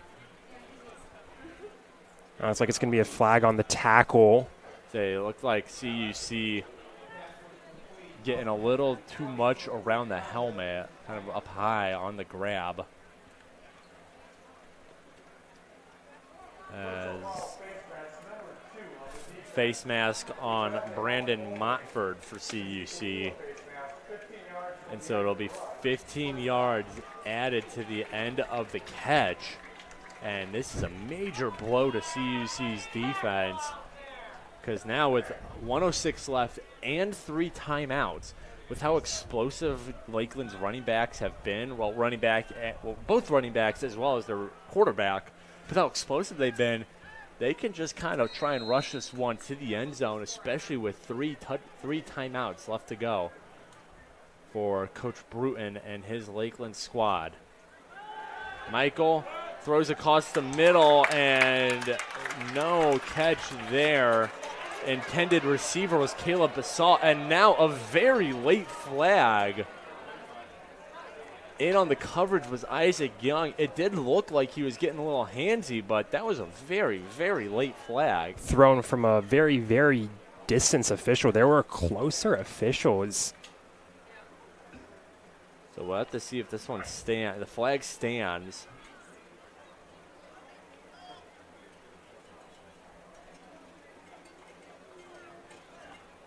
Is waiting for word from the head referee. Bisa was also doing a lot of mouthing after the play. He was not happy with the no call, which might have influenced that very late flag. As they pick up the flag and they throw it closer to where it was. And it will be pass on the defender, pass interference on the defender. And you know, with that play, when the nearest referee says that it was clean, he gave the clean, no completion move. And yes, I agree that it was a little physical between the receiver and the defender, but still, when the closest official says clean play, it kind of, and you know, you have a couple seconds before the flag flies, and Besaw is running his mouth before the flag comes out. It kind of makes you wonder about that call at the end of the day. Of it was late, the receiver might have had a little bit of influence on it. I don't know, just kind of a weird call there from the refereeing crew. It's a tough break for the Cougars. You never want to see a call get made like that, even if it was the right call. But they get a bit of benefit going their way. Bit of a dropped pass from Xavier Thomas, just kind of touching the ground over his back shoulder. He's frustrated with it. Ref calls it an incomplete pass. Cougars are happy with that. As now we'll have a timeout. And it will be from Concordia, in fact. So CUC taking a timeout to talk things over here, as they need to keep Lakeland off the board for another 55 seconds, excuse me. Cougars now out of timeouts on the half. Lakeland has all 3 timeouts left. 55 seconds left in the half. They've got all 3 left in their pocket. This is with 2nd and 10, this is a pretty good position to be for Lakeland's offense. Only 35 yards, 55 seconds, 3 timeouts. You could run a full offensive possession with that setup. Yeah, and as for CUC's defense, you know, they're kind of shooting themselves in the foot a little right now. 2 big penalties so far on this drive. A face mask and now a pass interference allows Lakeland to keep moving the chains. Keep moving downfield, I should say. So defense works their way out. Offense from Lakeland has been ready. Lakeland trying to either take the lead or make it a 1-point game with 55 seconds left. Cougars trying to preserve their 4-point lead before they head into the locker room for halftime. Refs give the okay. Lakeland puts a man in motion and the snap to Michael, and he looks for a short reception, and brought down was Deshaun Hampton, who is becoming a favorite receiver of Michael.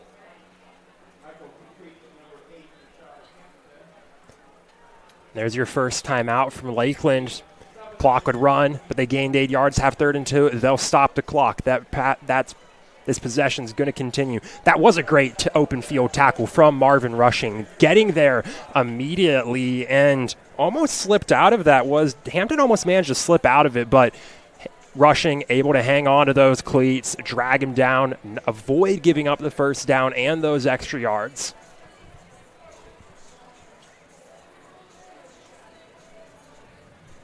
Well, for everyone listening, if you are a CUC alumni looking to give back to the university, now is your chance to join the CUC Pep Band for our homecoming game on October 12th.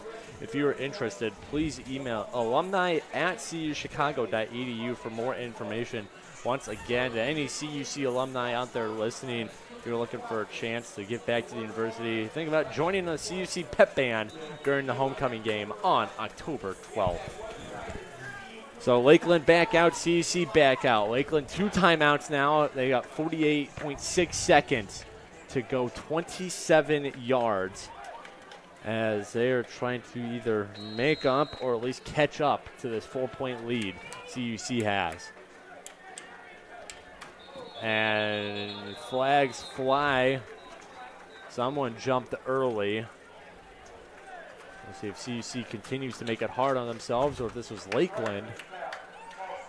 And it will be Lakeland.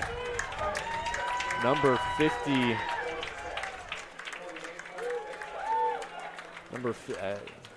Did not catch the last number on the foul. Either way, those false starts has been an area of struggle for Lakeland's offense. We've seen that crop up a lot, especially in short yardage, short down-to-go situations. As Michael lofts this one downfield, and it's almost grabbed with one hand. And now there's a flag in the backfield. Michael was on the ground. If I had to guess, flag that late where it was, it's going to be a roughing the passer on Mobley. As the head referee ready to make the call. And roughing the quarterback called on Louis Mobley.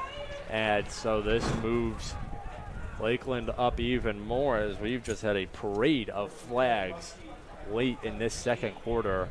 That's 35 yards gained for this Lakeland offense, all 35 of those yards coming off of penalties.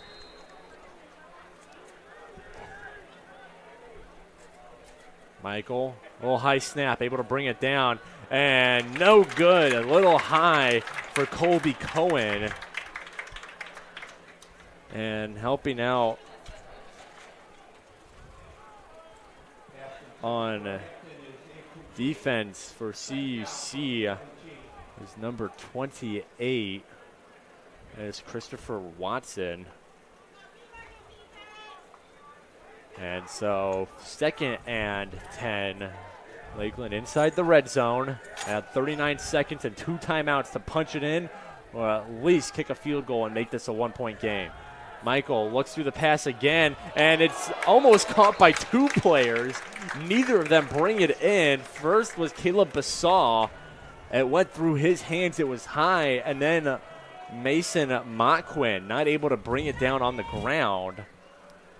So I don't know who the intended receiver there was, but neither of them able to bring it in, and that'll bring up 3rd and 10. Lakeland still on the CUC 17.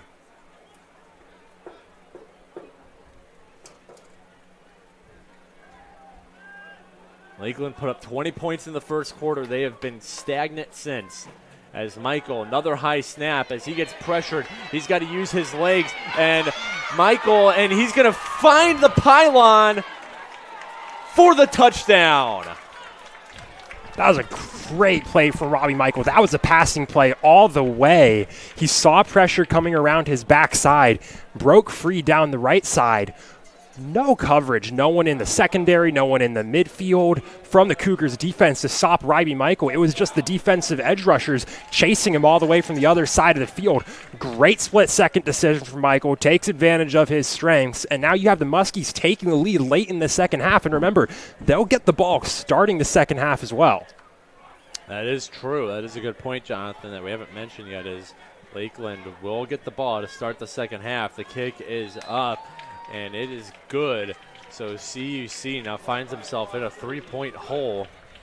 And for Lakeland, assuming CUC doesn't pull something crazy off here in 23 seconds with no timeouts, mind you, Lakeland will have a chance for a possible 14-point swing once we start the second half.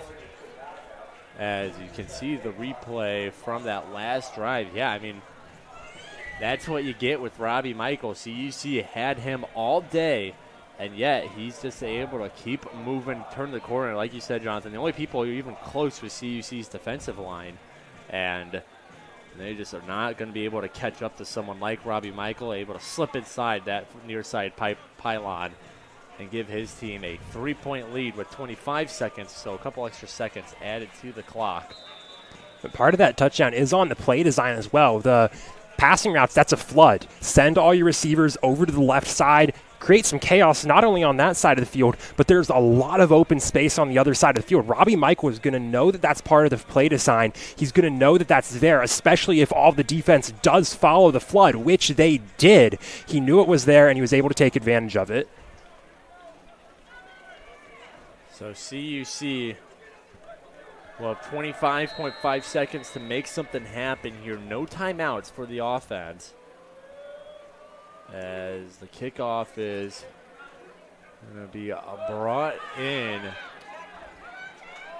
And a decent return there for, that is number 26 for CUC. It is Randall Bills, a freshman out of Forest, Missouri.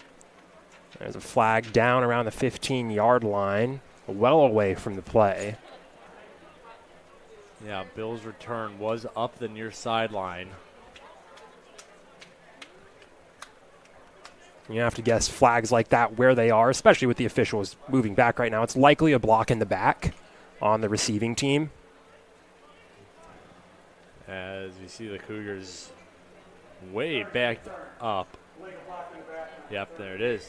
Good shout, Jonathan, calling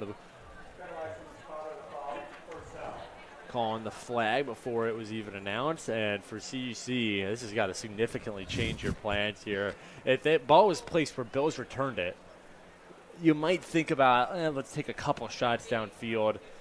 It looks like CUC is just going to be lining up in formation to take a knee, and they'll just let this clock hit 0, and there it is. Colton Bosch touches the ground, and that will get the clock running, and that'll do it for the first half as both teams head towards their respective sidelines. So, CUC able to take a late lead in this half thanks to some stellar defense at the beginning of this quarter, but Lakeland finally able to break through by halftime, score a last-minute touchdown, and take a 27-24 lead, which is what our score will be as we head to the halftime break. CUC trailing Lakeland by 3 as we are going to take a break here. And then when we come back, second half action of the 2024 NAC opener for the Cougars and Muskies.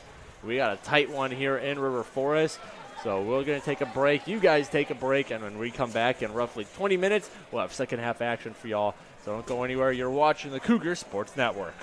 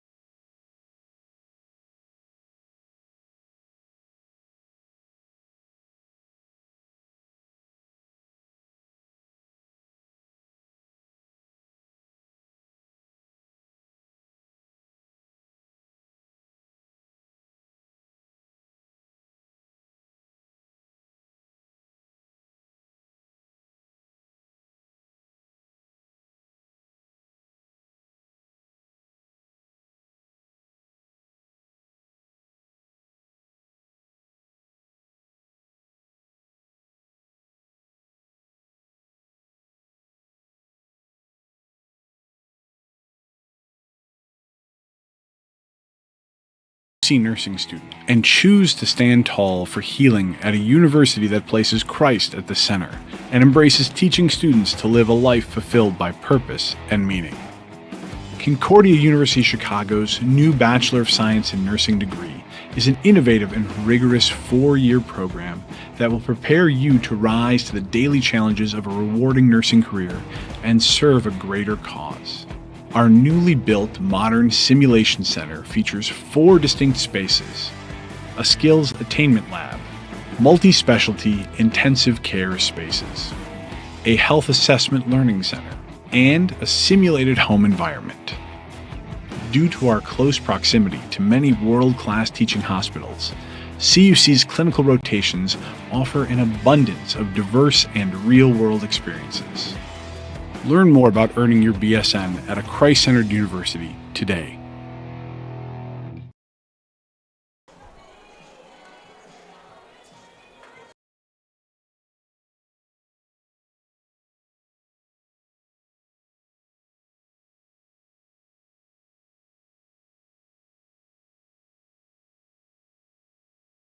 Here at Concordia University Chicago, and we're here outside of Concordia Hall. Concordia Hall is the university's newest residence hall, right on the edge of campus, perfect for students who want to explore the nearby downtown of Oak Park and River Forest. The flexible suite-style living in fully furnished bedrooms lets students choose what works best for them. Every floor is complete with a community lounge and full common kitchen, with a kitchenette, microwave, sink, and refrigerator. The first floor offers the Victory Lounge, connecting to 2 additional residence halls, with no shortage of ways to relax. You're also right next to an open, outdoor plaza, better known as Victory Lane. So now we're here in Concordia Hall's suite-style dorm room, and this is a really nice place to just hang out and chill. And since it's so big, there's plenty of room to spread out and do your homework and just relax. So now making our way into one of the bedrooms, there's plenty of space in this room for you and your roommate. A lot of times students will move the desks so that they've got their separate study space, but my roommate and I, we get along really well, so we can just work together here in the same space. Sometimes I like doing art as well, as you can see by the painting here. It's a 16 by 10 feet space, and most rooms on campus are 10 by 12 feet. So it's really nice to have a little extra space to work with here in Concordia Hall. So this hall is super close to the chapel and the Kennedy Community Center, which has the new Crossroads Dining Hall. So the location is super convenient. And I really love the city scene too. The location here is the closest on campus to the Oak Park River Forest downtown area, which has a ton of great stores and restaurants. Speaking of the city scene, I adore the view from this lounge because you can see the Chicago skyline right there. Concordia Hall at Concordia University Chicago.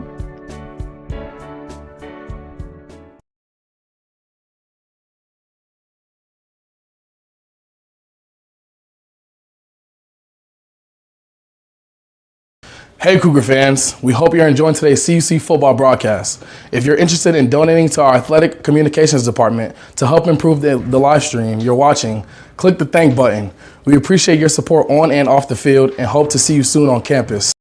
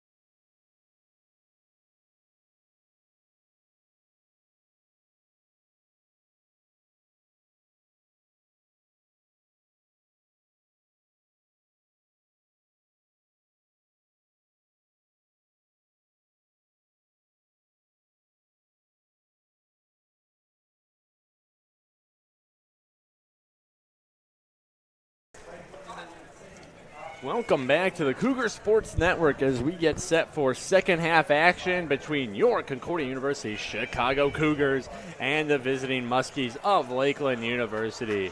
Peter Borkowski still joined by Jonathan Shear with you on the Cougar Sports Network. And Jonathan, it was kind of a tale of two quarters, really. First quarter, Lakeland very explosive, 20 points to CUC's 10.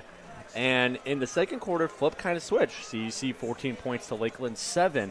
And let's start with Lakeland because they put 27 points up on the board so far. The scary thing about that, only 38 passing yards. They've gotten 27 points on the board because they're explosive rushes. They had a punt return in there, which of course helps. But again, they're doing all of this mostly on the ground rather than through the air. And again, with a guy like Robbie Michael, who was top 5 in the conference last year in passing yards, if he can figure that out, then they might start to put even more points up on the board. Absolutely. The worst part is the passing game on Lakeland's part just looks bad. It's not on Robbie Michael right now.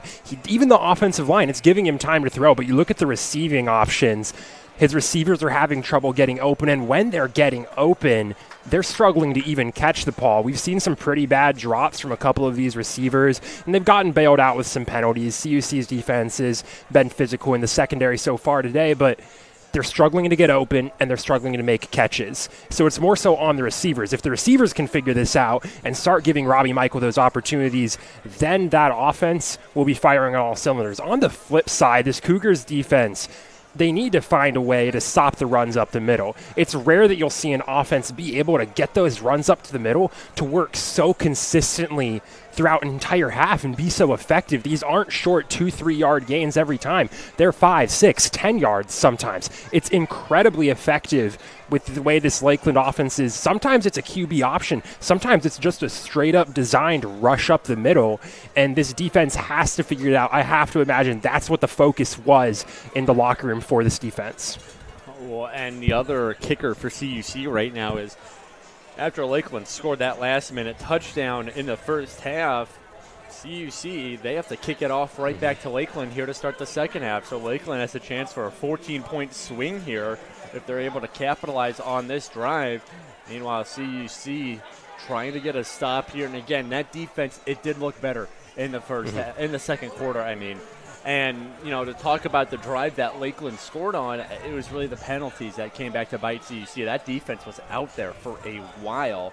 So they likely, you know, you get worn down, you get tired, and then Robbie Michael able to break away from what looked like a sack and rush in for the leading touchdown as of right now, as Ryan Auer gets set to kick us off into the second half. CUC trailing Lakeland by 3, 27-24. Kick from Auer is up. And here it is, Mac Beasley. He has the punt return touchdown, and he shakes off a tackler, still on his feet, and still on his feet. Oh, my goodness. And now the ball's loose. Everyone jumping on it. CUC says they have it. And they do. CUC football. Oh, my goodness. Special teams. Special plays, special players. They forced a turnover on the kick return. And everything I just said about having to kick off to Lakeland for a possible 14-point swing, forget all of that. The CUC special teams say, we got this. They force a turnover. They are already in the red zone. That is great kickoff coverage from that CUC kickoff team. Incredible special teams play right there. On Mac Beasley's part, that's just trying to do a bit too much. He got stopped with forward progress. The whistle wasn't blown, so he tried to go back, try and break out of tackles and move backwards. That resulted in a fumble, trying to stay alive too long. You move back, you let the other team start in the red zone. Costly mistake from the freshman. CUC starts with Troy Prattley. He's going to keep the ball. He has a rushing touchdown today as he is now just brought down. Good rush by Troy Prattley. Main culprit on the tackle was Trell Randall, senior cornerback. As Troy Prattley still running the offense right now. 2nd down and 1. Again, Troy Prattley has a rushing touchdown today. puts a man in motion and fakes a handoff. Now Prattley's going to rush, and does he fall in? I don't think so. He's going to be just shy of the end zone. We've seen this team, they're starting to love that fake end around with Henry Jones, and it's been effective every time. And once again, I think we're going to see the tush push here from CUC. Everyone crowding around Colton Bosch, the push, and he is in for the touchdown. CUC, touchdown Cougars, and they are back on top 30-27. This team has the size advantage over Lakeland to make that tush push work every single time. The entire offensive line making it into the end zone on that play. Great execution. They'll swing right back into the swing and gate formation for the PAT, but that's a nice quick 1-2-3 play touchdown for the Cougars. And again, it goes back to that special teams, and you know, those are the plays where you kind of see the tides turning. It is something like that, a special teamer forcing a fumble on a kick return as the extra point from Auer is good. You go back to the low point for this Cougars team of the day. The lowest point this team probably felt at was the punt return touchdown. As you go back to the touchdown here. Yeah, I mean, not much to analyze. It's one of the simplest plays you can run in football. Just stack the box, everyone get around or get behind Colton Bosch, and then just push until he's over the goal line. CUC, second time we've seen it work out today, and because of it, they are now up 31-27 over Lakeland. Yeah, you mentioned special teams being so important. The low point of the day for the Cougars is probably Mac Beasley's punt return touchdown earlier in the day, and then you spend your special teams back out there, and they force a fumble and recover it in the red zone, and you really make up for that earlier mistake. Give your team the lead earlier in the second half. That's just a huge play on the special teams side of the field. So for the second time in a minute 30, Ryan Auer gets set to kick off.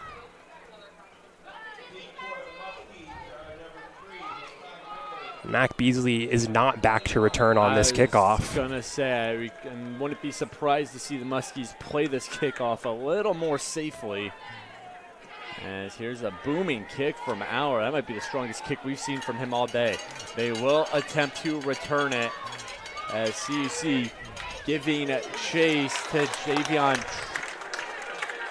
Trice as he's knocked out of bounds. So CUC will put Lakeland at the Muskies' own. Looking for a couple footballs flying around the field right now, and there's the official spot. So Lakeland at their own 22-yard line. 13:29 left to go here in the third quarter. CUC up 31-27.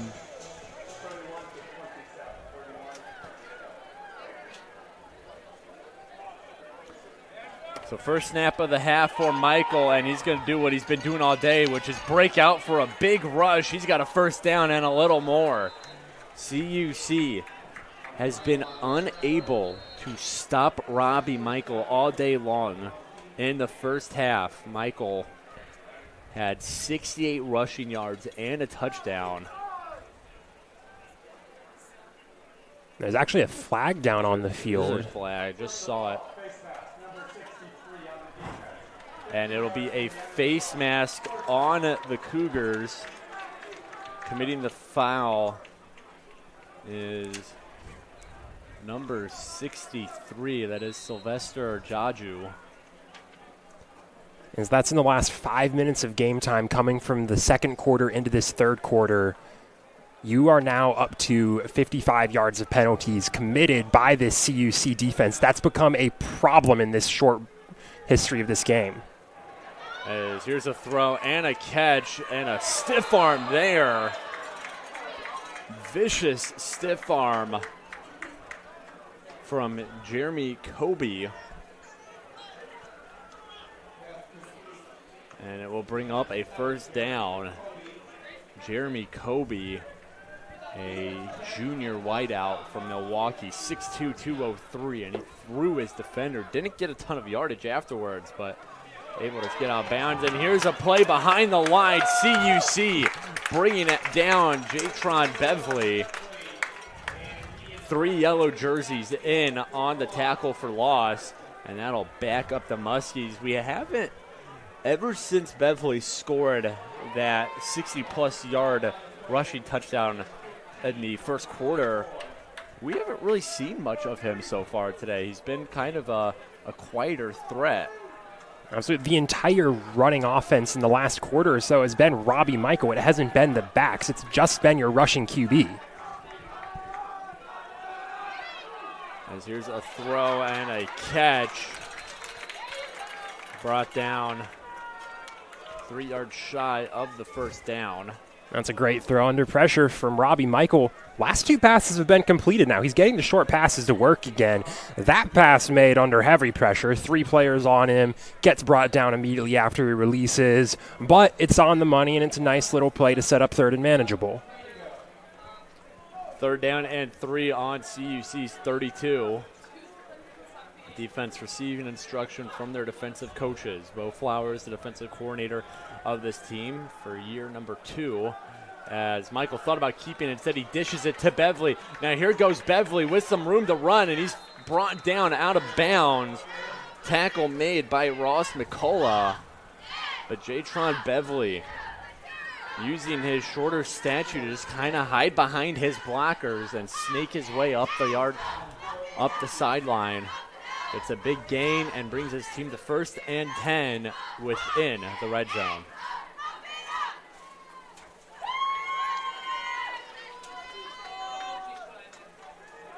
And under pressure, going to the end zone and just out of reach for Kobe Cohen. Robbie Michael had to get rid of that ball quickly as CUC's defense continued to make life difficult for him in the backfield. Yeah, and Kobe, he had enough distance to kind of make a play if Mike was able to bring that ball in closer. But like you mentioned, Peter, it's the pressure. The offensive pressure gets there. We haven't been able to see any of these deep passes work out for Lakeland because Michael doesn't have enough time in the pocket to let those plays really develop and make an accurate throw.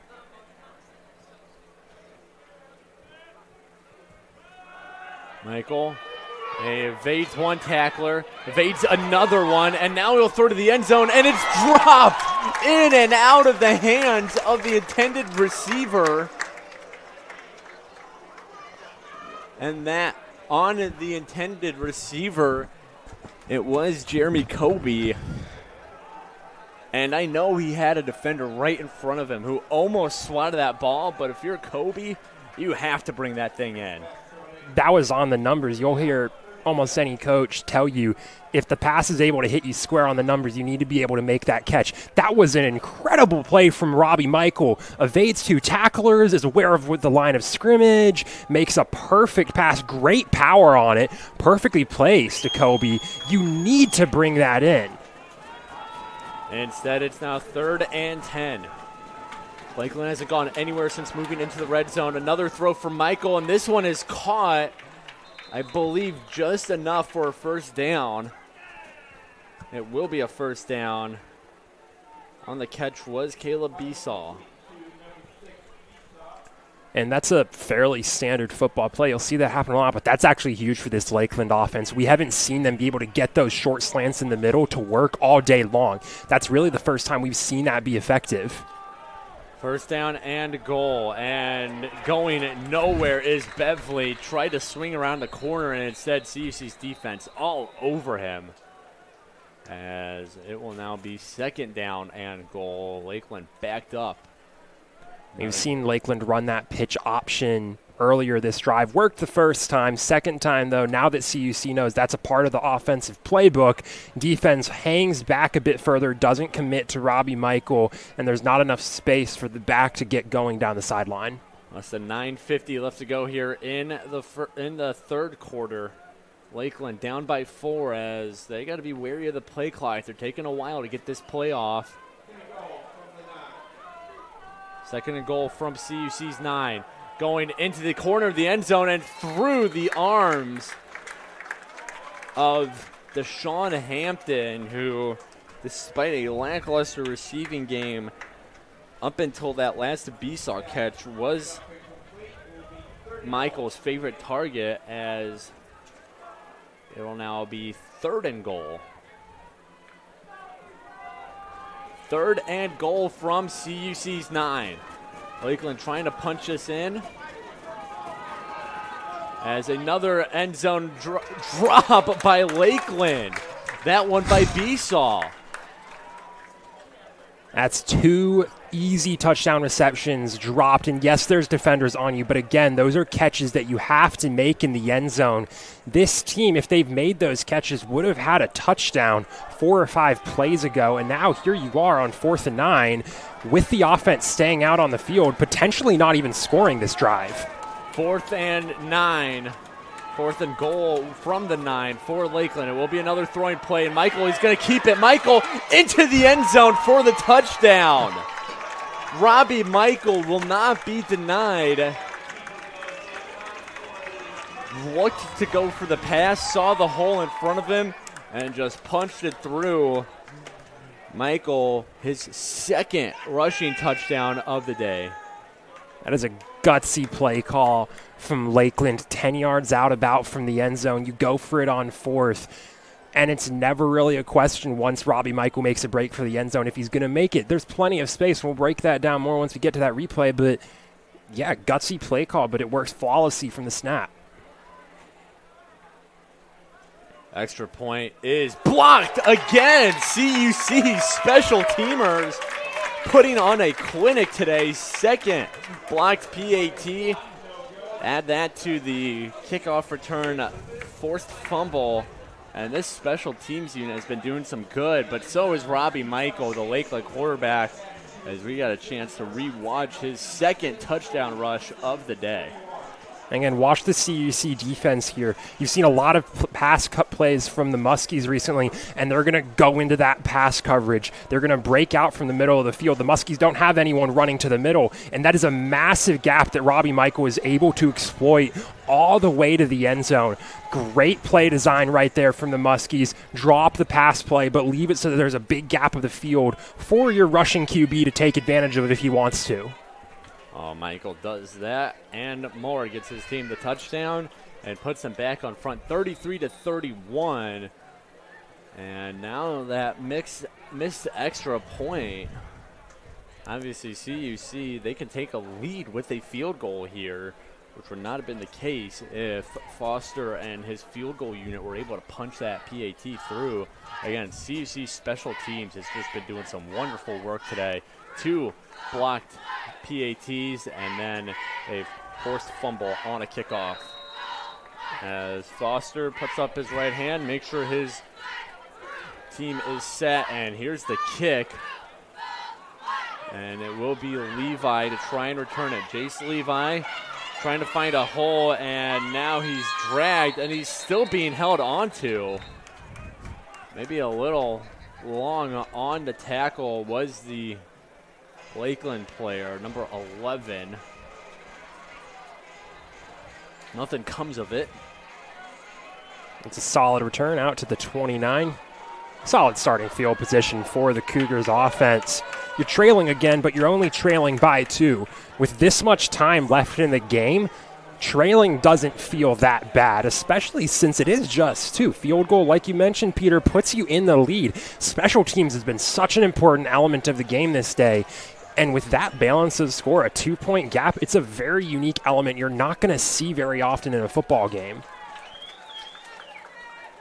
Fake handoff. Colton Bosch will keep it. And Colton Bosch falling forward enough for the first down. And this is something we haven't seen yet, which is Colton Bosch being utilized in the rushing game. Today, we haven't seen it coming into today, I should say, is Colton Bosch is going to take a rest on the bench. And then bring Troy Pratley in. Maybe give Bosch a little bit of rest after it took 3 Muskies to bring him down. Pratley puts Jones in motion, and Pratley will hold on to it, run up the middle. He's stuffed, able to tumble away his way forward for 5 yards, as now Colton Bosch will re-enter the game. And whistle still blowing, not sure what. Pratley's helmet's off. I think Pratley was planning on coming out anyways. There is a Muskie face down on the turf as well. There's a Muskie down. Troy Pratley wanted a face mask. He was coming off talking to the official the entire way, but that's an injury stoppage for the Muskies. So both teams going to get some water, reconvene, take advantage of a bonus timeout here.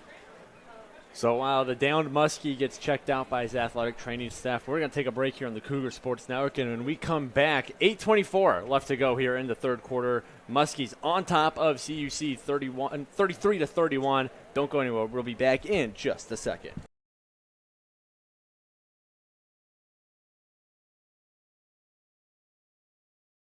What's up, Cougar Nation? Want to catch up on all the CUC football action you missed so far this year? Stick around on our YouTube channel and click the football playlist to see our highlights, interviews, and all previous games. Thank you for all your support.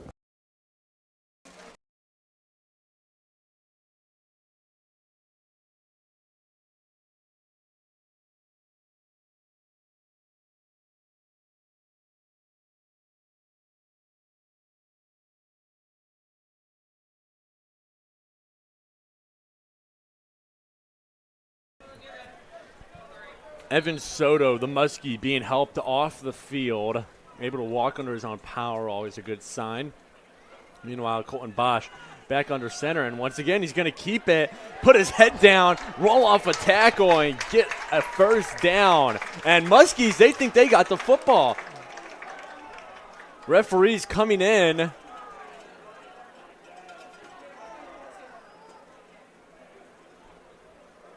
And the ref.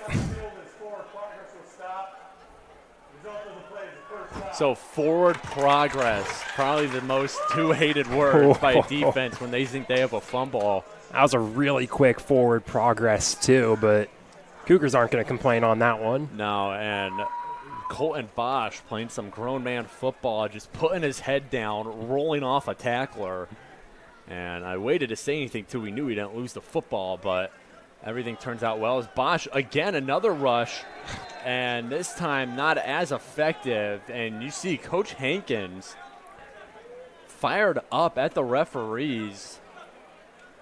Maybe seeing something with how they are tackling his quarterback that Coach Hankins doesn't like. That's interesting. They're just talking about the QB option with Colton Bosch as a new element to this game, and we've seen them run it 4 plays in a row now, one of them being Troy Pratley, but that QB option 4 plays in a row, and for the most part working out, is a very interesting element of the CUC offense we didn't see before today. We'll see what Coach Hankins draws up here. 2nd down and 10 as Bosch will drop it back, sling it across the middle into the hands of Joran Brown.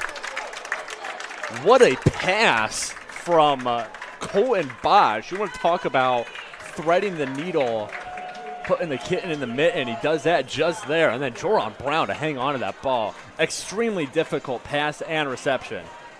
You throw that pass anywhere other than the path it took, it's getting knocked down, it's getting intercepted, it's incomplete, something like that. You can't throw a better pass, and you can't throw a worse pass to get that completion from Colton Bosch. And now Joran Brown will handle it, and he'll get a couple yards.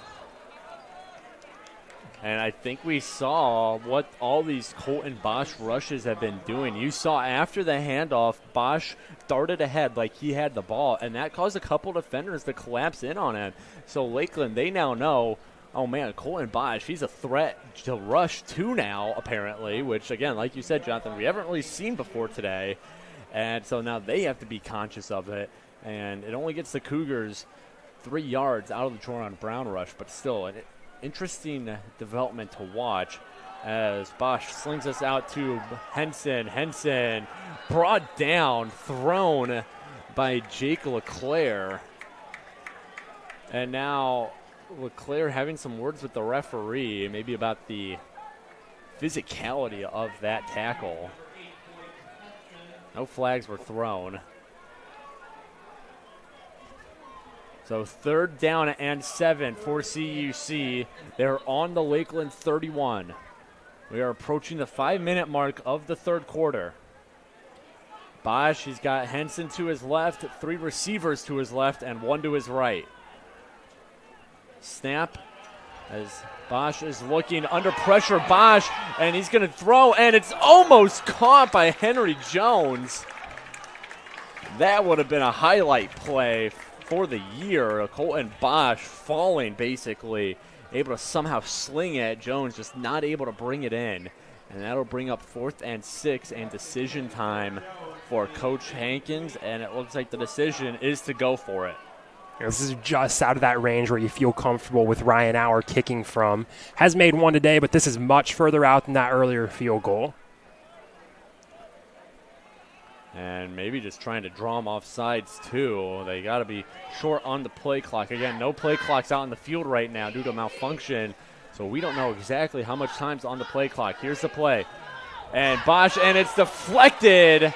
LeClaire up in Bosch's business. Again, another deflection from the senior out of Stuart, Florida. And that'll put an end to CUC's drive. Turnover on downs. We've seen LeClaire get up there for a couple of deflections today. He's been very good at that element of the pass rush, not just getting after the QB, but also being aware of what to do once the QB throws out of that pressure. Second pass deflection on the day for Jake LeClaire. That one's an important one. Shuts down a drive that was threatening to get closer to the red zone. Gives your offense the ball back with some solid field position and the lead to try and lengthen that 2-point lead. Lakeland will be starting this drive from their own 30, so about a 5-yard improvement versus a touchback, if you will, as Michael is going to keep this one himself and still plowing ahead. It looks like he took a big hit, but he's able to fall for 5 yards on the play. I mean, that's going to be the test for CUC's defense for the remaining 19 minutes and 23 seconds of this game is how do we stop Robbie Michael? He's been really the only consistent offensive threat for Lakeland, as now he's looking and he finds an open receiver. There's Beverly, steps out of bounds, gets the first down, however. So for CUC, I mean, you think you go back to the beginning of this game. If you take the middle of the field away, if you're able to stop those rushes up the middle from Michael or even Beverly, this is a very different looking game. And CUC, they still have time, but they need to find that correction to that problem quickly here. First down and 10, Lakeland on their own 46. And here goes Michael again, and he is brought down as now the flags go. Tackle was made by Jamari Jackson. That flag thrown out by the white hat behind the play. It looks like Lakeland's offense is coming back now. Possibly a holding. Yep.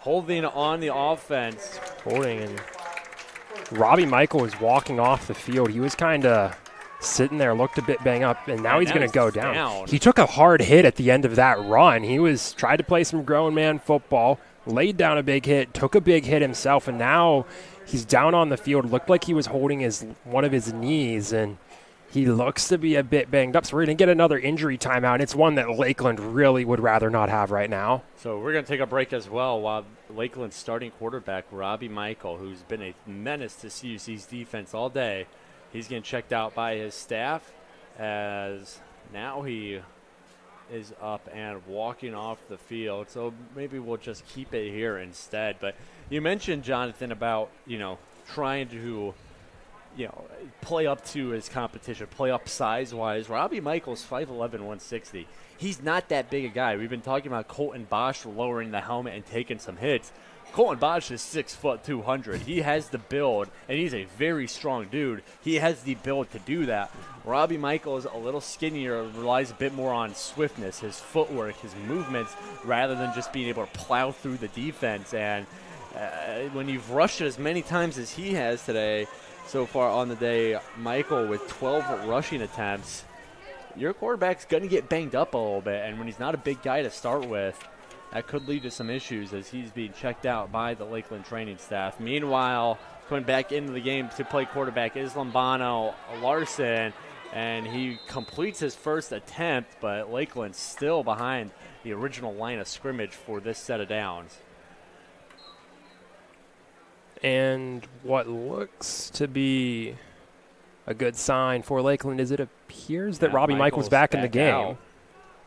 So, and he appears to be walking mostly fine, too. Maybe just hit something weird, needed some time to kind of walk it off on the sideline after that hit. Lakeland, though, massive sigh of relief for the Muskies. But if you're CUC, your main goal right now is to just make life difficult on Michael, as Michael running through, and now he's tackled.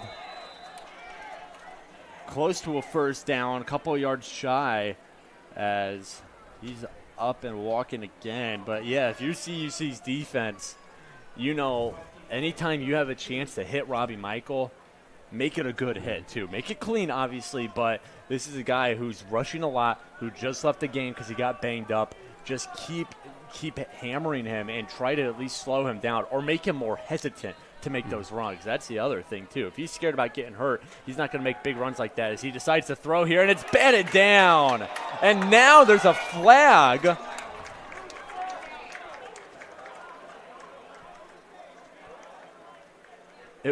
On the deflection was Christopher Watson. And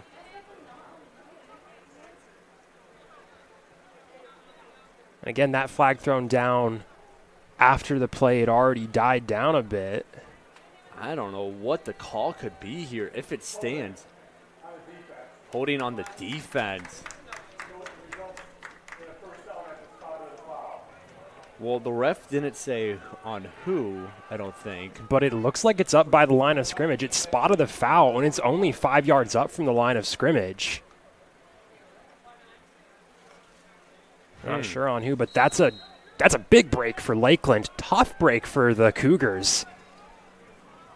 So fresh set of downs for Robbie Michael to play with, and he looks for his receiver, and no good. Intended receiver was Colby Cohen. That's a bit out ahead of him from Michael's pass. Also, Colby Cohen was not expecting that ball to come to him. He didn't look to see the balls coming towards him until it was well too late to react, to try and get that extra step. He was so focused on beating his man that he wasn't paying attention to when's the ball going to come to me. And when the ball did come to him, he didn't have enough time to position himself to make the grab. 2nd and 10 now, 2:28 left to go here in the third quarter as Michael will carry, and Michael off for another big run. But Robbie Michael into the end zone. Touchdown, Lakeland. And again, nobody on the CUC defense covering Michael there, leaving a massive gap on the side. That's not a QB option. That's not a scramble. That's a design QB draw. And there is no coverage to take down Michael. 30 yards, untouched to the end zone. Huge play for the Muskies. Gives you a 2-possession lead.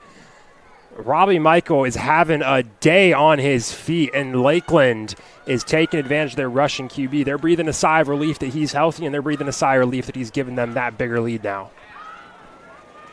Extra point is good, but there are flags. There's one flag. If it's good, it'll be 40-31. And I believe this play will stand.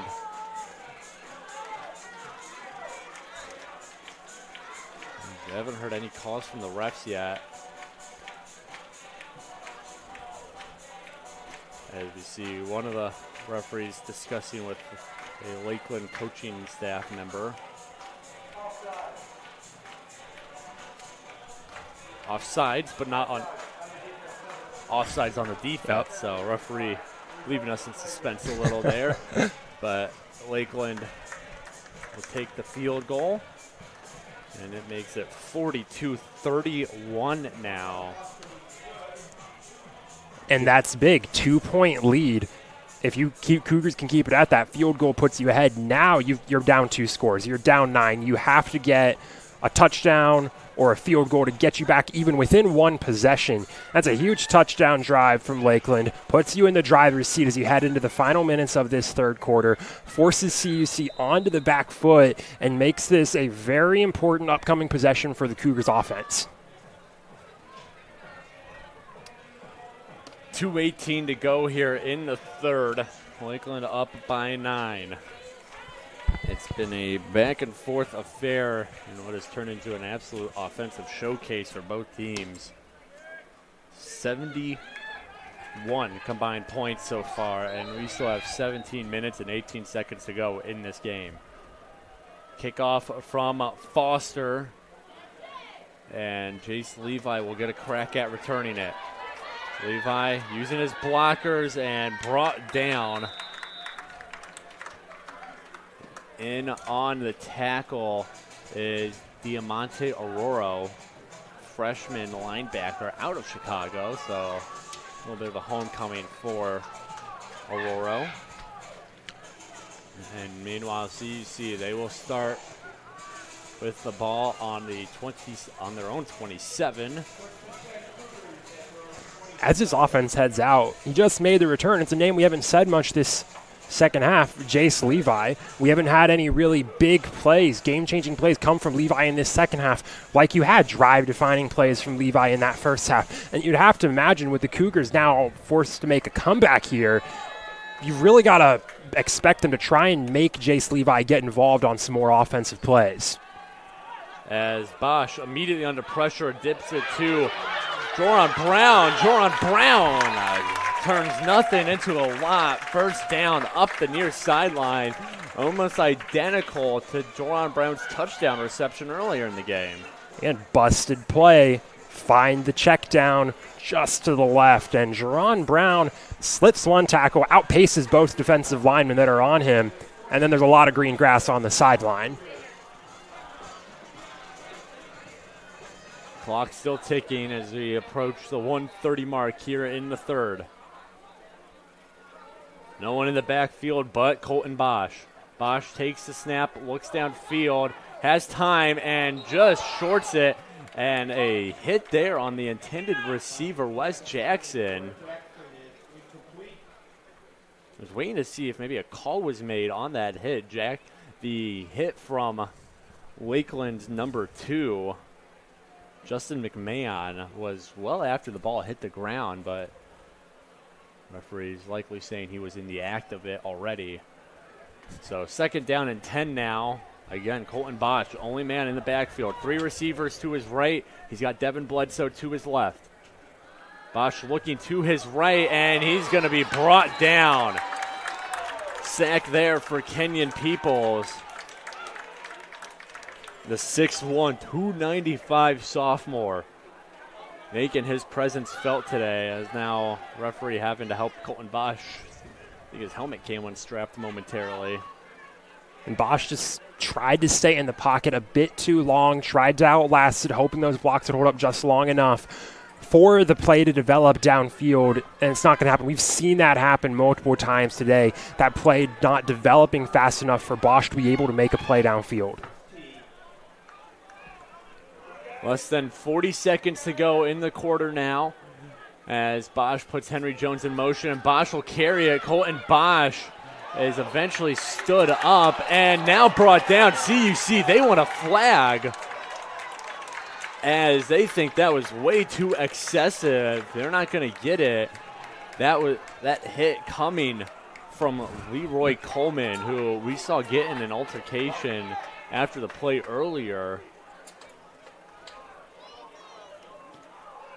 As CUC is all fired up, of course worried about the safety of their sophomore quarterback. And that's a tough break for CUC.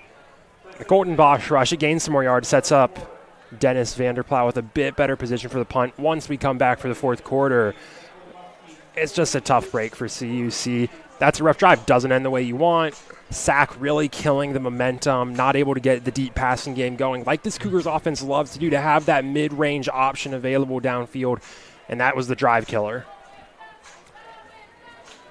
So, third quarter comes to an end, and CUC, they have 15 minutes to make up this 9-point deficit as they look for their first conference win of the year and their first conference game of the year. We'll have all that for you and more when we're back here on the Cougar Sports Network in just a second.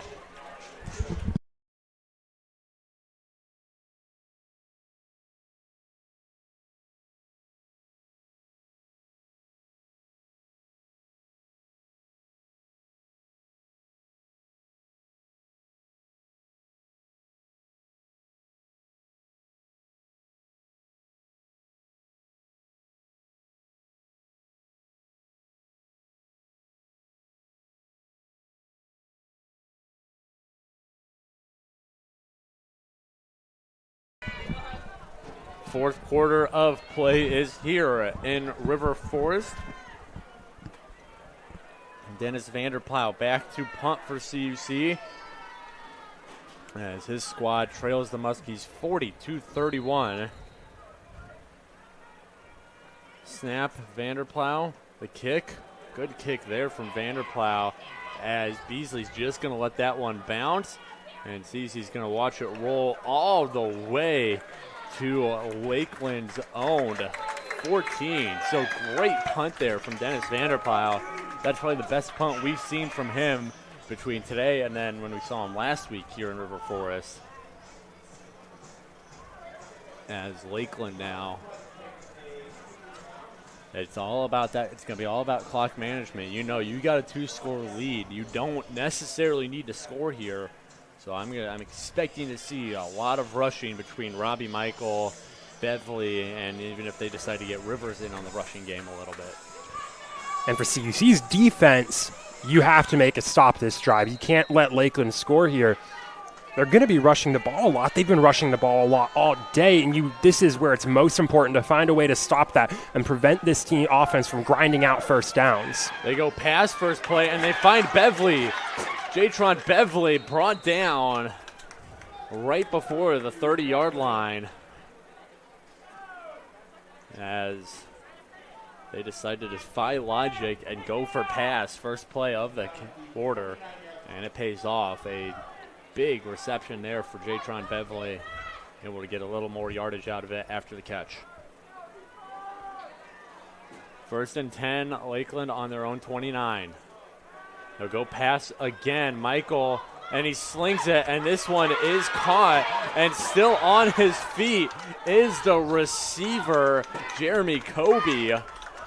Another big reception, and, you know, Jonathan, I think CUC had the exact same thought we did, which is we're going to see a lot of rushing here. This is a team who's been using the rush all day, and now, instead of that, Michael and the offensive coaches for Lakeland decide to throw in a couple passes in there as he will pass one more time. Flags do go. It's a free play for Lakeland, and it is caught and into the end zone is Keon Willis.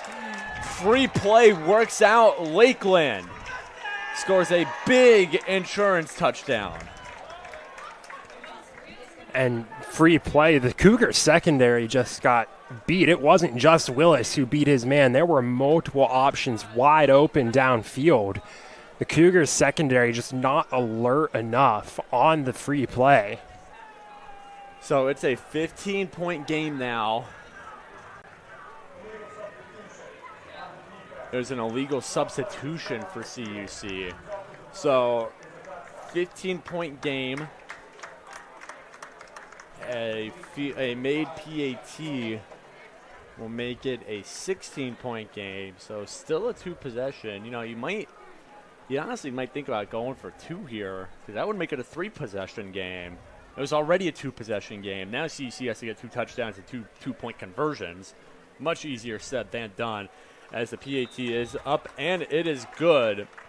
So Lakeland takes that 16-point lead. 13:29 left to go here in the game in regulation, as you can see the replay on your screen. And it's a free play. It's a flag on CUC for the illegal substitution. I think it's probably that illegal substitution that played a role in creating some confusion on the Cougars defense, because watch the secondary. The deep coverage here really just breaks apart. Everyone gets beat. Wide open man right in the middle of the field. Even on a free play, you won't see someone that open often. And Robbie Michael, first time he's had a player wide open downfield like that, and he hits him right on the money. Perfect pass, right in stride, touchdown Lakeland. They're not going to complain about a 3-play touchdown drive at that point in the game.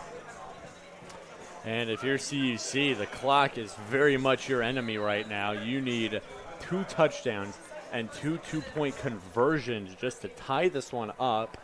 Plus, you got to get a defensive stop in there, too.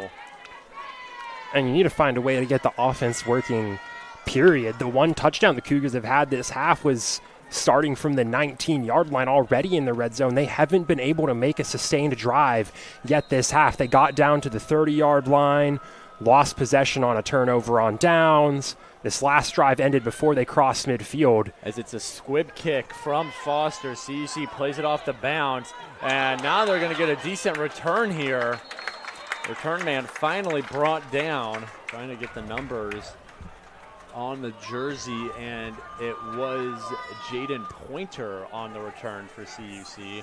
Excuse me, no, number 25, Darius Williams on the return for CUC.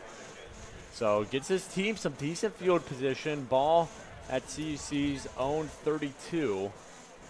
As they have 13 minutes and 21 seconds to get 2 scores and at least 1 defensive stop. You want to make this first drive the quick drive. Leave more time on the clock for your second drive in case things go wrong. Get that first touchdown done and dusted. Colton Bosch, he's got Joran Brown directly to his left, and the 3 receivers to his right, 1 to his left, as it's a handoff to Brown. And Brown, some space to work with, works his way towards the near sideline, and is now stood up and pushed out by Lakeland. In on the initial tackle was Justin McMahon, and it is more than enough to move the chains. Fresh set of downs for CUC in the offense.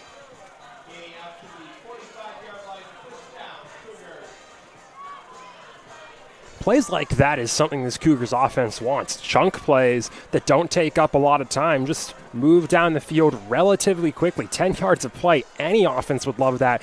That's exactly the kind of drive CUC is looking to put together here. Maybe throw in 1 or 2 shot plays as well. Yeah. Snap. Another Joran Brown carry and another Joran Brown breakthrough. Joran Brown, another first down. And another 12 yards. 2 straight 12-yard pickups for Jerron Brown. That's exactly what this offense loves to see. You've already broken midfield. You're into Lakeland territory, and you've done it in less than a minute. So CUC 1st and 10 on Lakeland's 43 now. And they're going to let Joran Brown, and this time Lakeland all over it. Breaking into the backfield was Shamond Oliver. They expected it. They blitzed, sent 6. Shamond Oliver, free safety, send him up to the line and let him get in there straight away. This Cougars offense running that same play. That time Lakeland's going to sniff it out, so the Cougars going to have to mix up the play call here. What are they going to do to deviate from that Jerron Brown run to keep this Lakeland defense on their toes? 2nd down and 16, and this time it's a throw, and it's tipped at the line. And I didn't see for sure, but I'm pretty sure Jake Leclerc got another paw on it.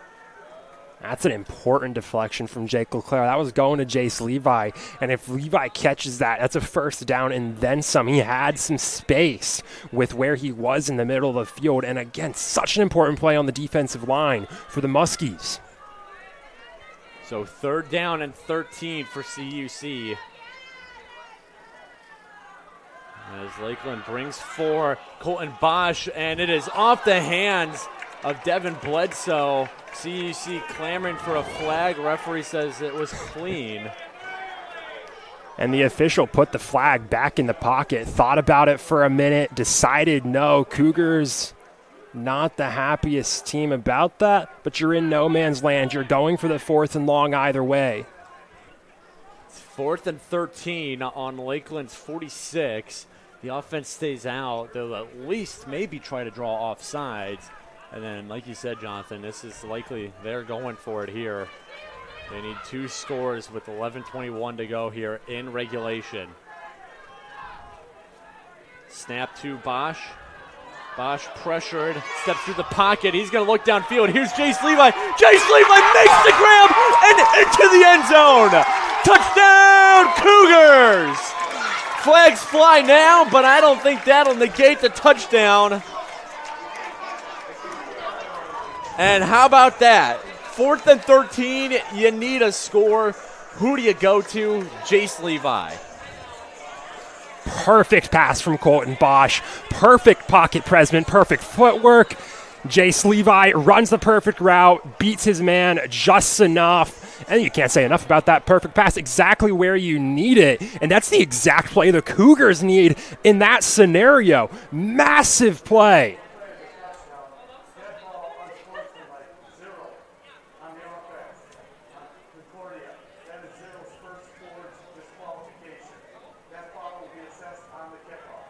So it was unsportsmanlike on Levi.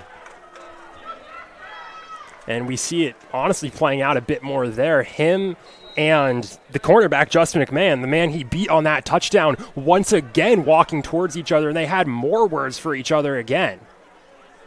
As Cougars are going for 2 here. Again, they were down by 16 before that last score, so they needed 2 touchdowns and 2 two-point conversions. They got touchdown number 1. Let's see if they can get 2-point conversion number 1 and make this game a little closer. Man in motion. Bosch takes the snap and immediately pressured, and he finds an wide open Henry Jones. Perfectly Jones, the man scripted. in motion, and no one picked him up. There is a flag in the backfield. And that flag is going to be a late hit on Bosch by Jake Leclerc. Leclerc is upset. He's not happy about it. But that's a perfectly scripted play for the Cougars. That's a screen again. It's what got them that Jerron Brown touchdown earlier as well. Draw in the rush. Draw in a lot of men so that you have a lot of space for your man who's in motion. That time, Henry Jones going to the right. Yeah, and you know, that's kind of got to be a tough play to sell Colton Bosch on of, hey, you're going to get a hit here, man, but you're also going to potentially get a score, so just be able to toughen up and take it. Bosch does there, draws a flag as well, and the Cougars are in business, as you can see. The whole team, besides the special teams unit, is around Coach Hankins right now. He's trying to get his team fired up. They know they need a defensive stop, and they need a score and another 2-point conversion to make this an even ball game. They have plenty of time to do it, though. 11:07, and now is when you hope for Lakeland that they start worrying about that clock management a little bit. Obviously, if you can go downfield and score in a minute, you're going to take it. But if you can't, you just got to chip away and just get decent yardage and be able to waste as much time as possible. And the roughing the passer on Jake Leclerc is going to offset the earlier unsportsmanlike conduct on Jace Levi. So Ryan Hour is going to be kicking off from the 30-yard line no matter what now. So both of those penalties take care of each other. Cougars kicking team back out there. Lakeland offense prepping up for what is now a much more important drive. And it will not, looks like it will not be Ryan Hour taking the kick. I believe that is number 90, Diego Marquez, a freshman out of Berwyn. As now he's off the field, Ryan Hour's on, so wondering what the confusion was about there.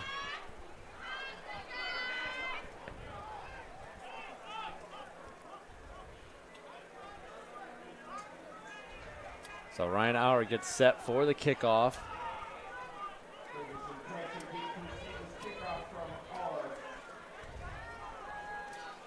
$11:07 to go. Lakeland up by 8. As Hour gets the go-ahead from the referees. The kick from our line drive kick, and it's going to take a bounce, and it'll go out, so a flag thrown on the kickoff for going out of bounds. That's going to be good starting field position for the Muskies. They're not going to complain about that. So we talked about expecting more running. Obviously, they had the pass working last drive. They won't complain if the pass is available to them again. But running the clock out is going to be a bit more important now. You might expect them to be a bit more conservative, especially since this Cougars offense is now on fire. There's nothing that gets an offense going more than the big shot play, and that's exactly what the Cougars are coming off of. So the Muskies are going to try and hold on to the ball as long as they can here to try and let that momentum die down, try and give less of an advantage to the Cougars offense whenever they end up back out on the field.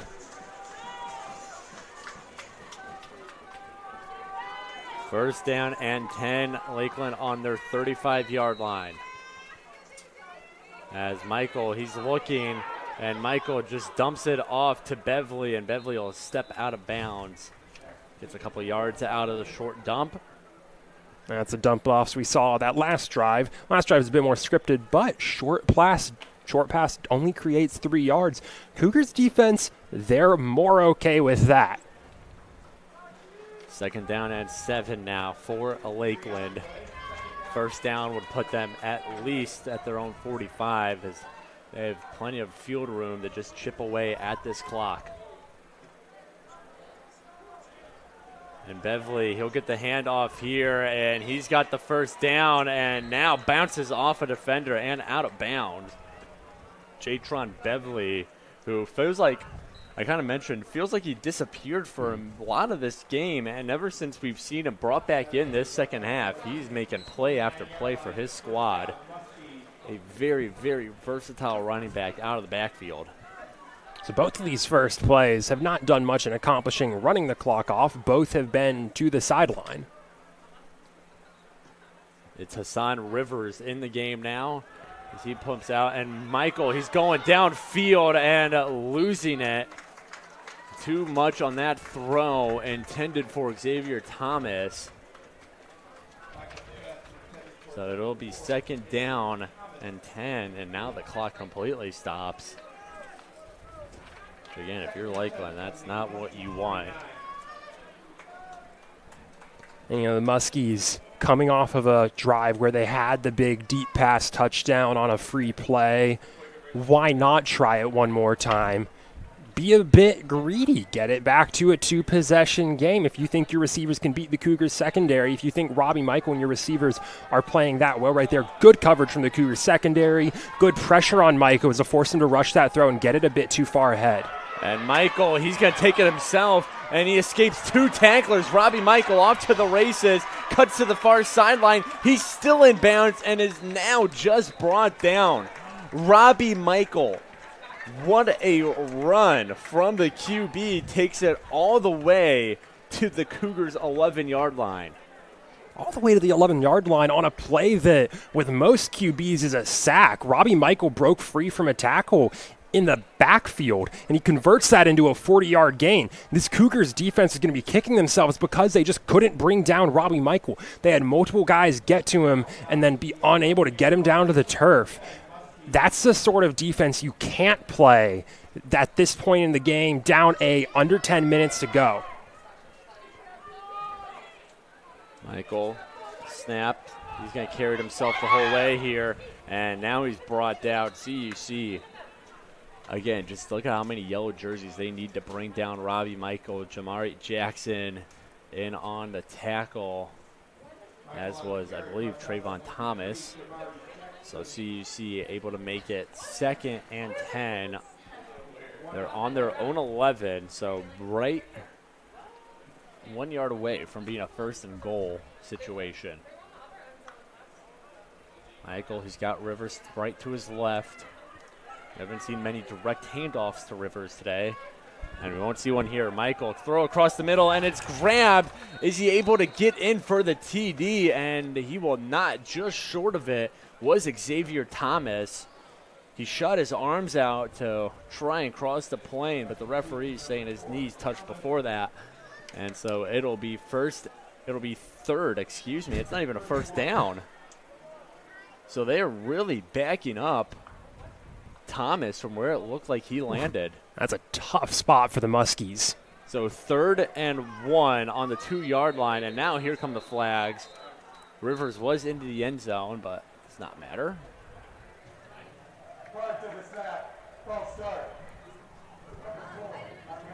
And it's on the offense, Xavier Thomas again, as he walks off the field. Now he's been having himself a very rough day. And that is a huge, huge blow to Lakeland. And that's where that spot becomes important. If you get the first down, this is now 1st and goal 5 back. Now it's 3rd and 5. CUC's bench trying to get their defense fired up here. Michael's got Rivers in the backfield with him. Michael looking, he goes for the corner of the end zone, and it's broken up. CUC, excellent coverage there. Trying to get a read on the cornerback. But, so CUC knocks down that pass. And that is number 26. No, excuse me, not 26. I believe it's 28. Christopher Watson. Hard to read the numbers from here. Either way, the defense is not done. Lakeland trying to go for it. This would likely be the dagger if they get a touchdown here. Watch Robbie Mike was on the scramble here. He sends Rivers in motion, and now he's looking for a pass, and he's going to sling it into the arms and the end zone. Caleb Besaw.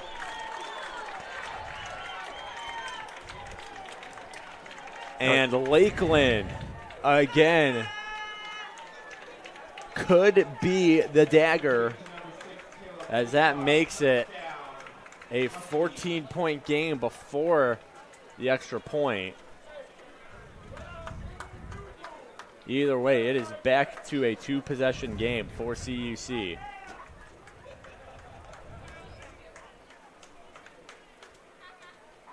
Kick is up, and it is good. And so Lakeland up by 15, 7:48 here, as you can see the replay on your screen. This is a perfectly scripted play. This is the primary read that Robbie Michael was going to go for, not even thinking about running like he has every other 4th down. He finds the read, hits it, bit of soft coverage from Isaac Young. He gets beat on the cut. And there's the cut. Isaac Young too far behind to be able to make a play on the pass. That's an easy touchdown reception right there. As long as you don't drop it, 2-possession game. Again on the 4th down, the Cougars have not been able to stop the Lakeland Muskies on 4th down yet today. And that's the most important yet this late in the game. Now, the key difference, though, however, is the Cougars still down 2 possessions, only 8 minutes to go, but it's only 15 points. You don't have to get a 2-point conversion every single touchdown now. Yeah, 2-point conversion on one and then a normal PAT on the other would tie this game up. But, again, you have 7 minutes and 48 seconds, but that's not even been the issue for CUC. It's been on the other side of the ball. Defensively, they have to find some way to stop this Lakeland offense. Robbie Michael has just been too deadly and has really just been keeping this defense off balance, and they've been struggling all day because of it. Kick here from Foster will be returned by CUC. And here's a good run up the middle, and still on his feet, falling forward is the return man. And that'll be good field position for the CUC offense. And again, same story as last drive. You need a quick drive here, even more so than the last possession. Only 7:40 to go, 65 yards to get down the field. You're down 15. You need a quick drive. You're going to see the passing game get involved once again. Yeah, Colton Bosch, 219 yards on the day, only a 48% completion rate, but he does have 3 touchdowns to boot. So it's, despite the ineffectiveness, it has been a good day on the stat sheet for Colton Bosch as he finds a receiver who is brought down 3 yards short of the first down. In on the reception was number 9, Jaden Taylor, who's listed as a defensive back. So you see getting him some action on the offensive end. So you see looking towards Chase Hankins for the signs. Hankins was the offensive coordinator for this team the previous 2 years before becoming head coach this season. And handoff to Joran Brown. He's going to hop forward, and he's right at the yard marker, and they're saying it's enough. So Joran Brown gives his team a fresh set of downs to play with, as we're under 7 minutes to go here in regulation.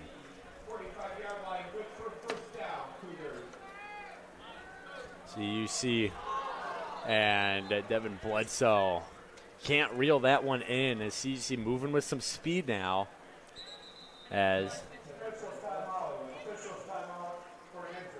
there's an official timeout for an injury. On the ground was Charles Kobe for Lakeland, as he works his way off the field. If you're being honest, you're almost okay with that drop from Devin Bledsoe. It would have been at most a 3-yard gain. He was going to get hit immediately. And now the clock stops instead of the clock running with a man being brought down in bounds.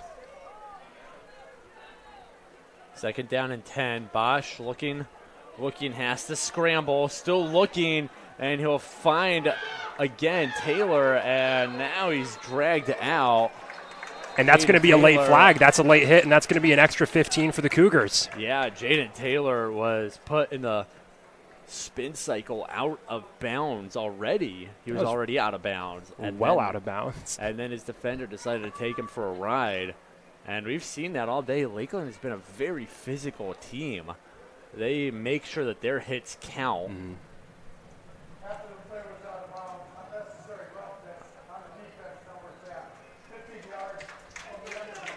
So, 15 yards from the end of the run. Unnecessary roughness on Jacob Foster for Lakeland. That's a huge boost to the Cougars offense. Not only you're just past the 50, you're now past the 35. You're much closer to that end zone. 6:29 left to go in regulation. Both teams have all 3 timeouts, and there's still the 2-minute warning. Referees give the signal to start the clock. As Bosch throws across the middle. There's Henry Jones. Henry Jones evades a tackler and takes it to the house. Touchdown, Cougars! Henry Jones put the brakes on, sidestepped the defender, and takes it all the way to the end zone. As like I said, scoring has not been an issue for CUC today. Especially for Henry Jones. Put that man in some open space, and he's in the end zone. There was no question once he broke free from the initial tackle that he would be able to outpace the defensive backs. If he's out there, Henry Jones is probably the fastest guy on this field, and the Cougars take advantage of the exact reason that you have him out there. So CUC going for that 2-point conversion now. Bosch in the pocket, and he lofts it to a wide open Joran Brown. Lakeland's coverage during these 2-point conversions has been severely lacking, and because of it, CUC back within 7. As here comes the replay. Henry Jones has had some trouble with hanging on to the ball today on long receptions. He's not going to have any trouble with hanging on to the ball this play. There's some great pocket presence from Colton Bosch, too, with where he steps up, with how he times the throw on this play. He's going to face a bit of pressure. He's going to get it out to Henry Jones, who's going to slip free of the tackle. And then you see his speed. Henry Jones, we've talked about it. He's the fast guy. He holds the school record in the 40-meter dash for the indoor track and field team. He's the quickest man out on the field if he's out there. And he shows that once again. That's the reason you have your speedster receivers. If they can get the ball, if they can get in some open space, they're incredibly hard to catch. So once again, a little deja vu. It comes down to the defense. They need a stop here, and they need to stop quick. Luckily, they do have 3 timeouts. The Cougars have 3 timeouts. Lakeland does as well, but it's going to be all about this drive here. again, CUC has had no issues scoring the football. It's been preventing Lakeland and really preventing Robbie Michael from doing the same. And this is a drive where you need that defensive line to get into play because they only have 1 sack on the day. This is an offensive line that looked like they would struggle, and they have at points, but they haven't been giving up sacks. A lot of that's on Robbie Michael. You need to find a way to actually get Robbie Michael down in the backfield instead of putting pressure on him, but still allowing him to break free downfield. Yeah, it's only 1 sack for CUC today. As Rivers, he trips up, whistles blow.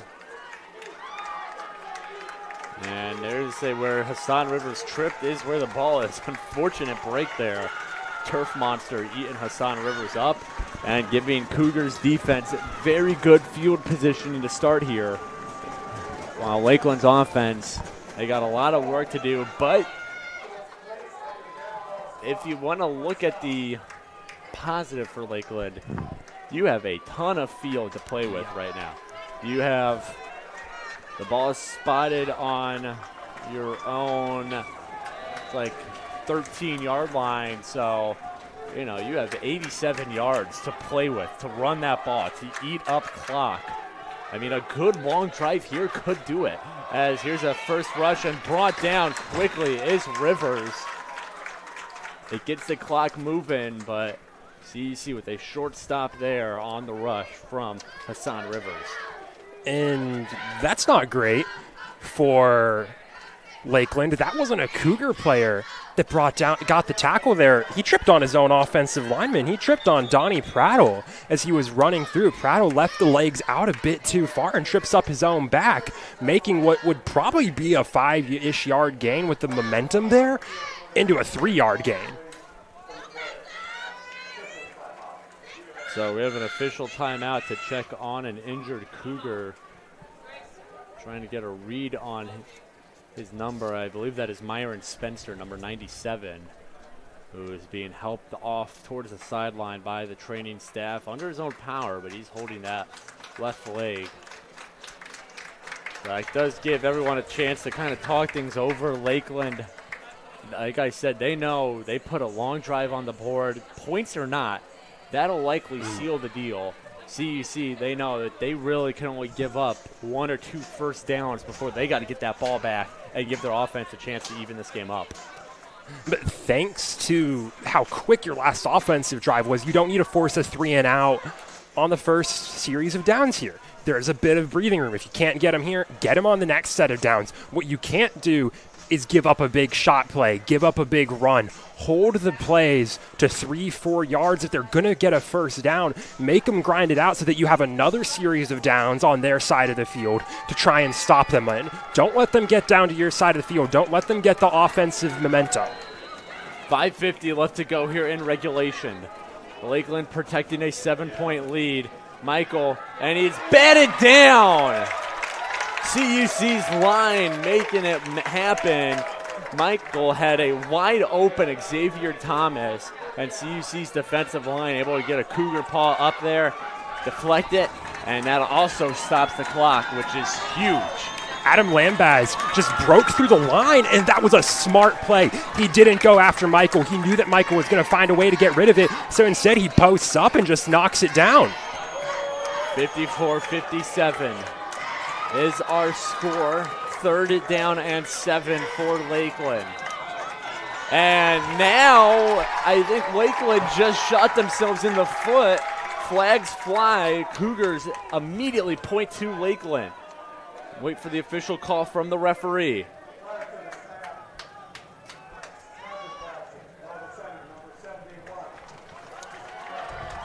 It's a penalty on Hampton Henderson, the center for Lakeland.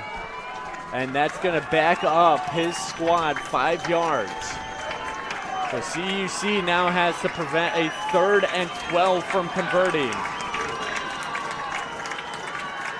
Muskies are 5 for 9 on 3rd downs today. Here's Michael. Michael looking, trying to use his legs, and he breaks out. Michael, does he have a first down? He does.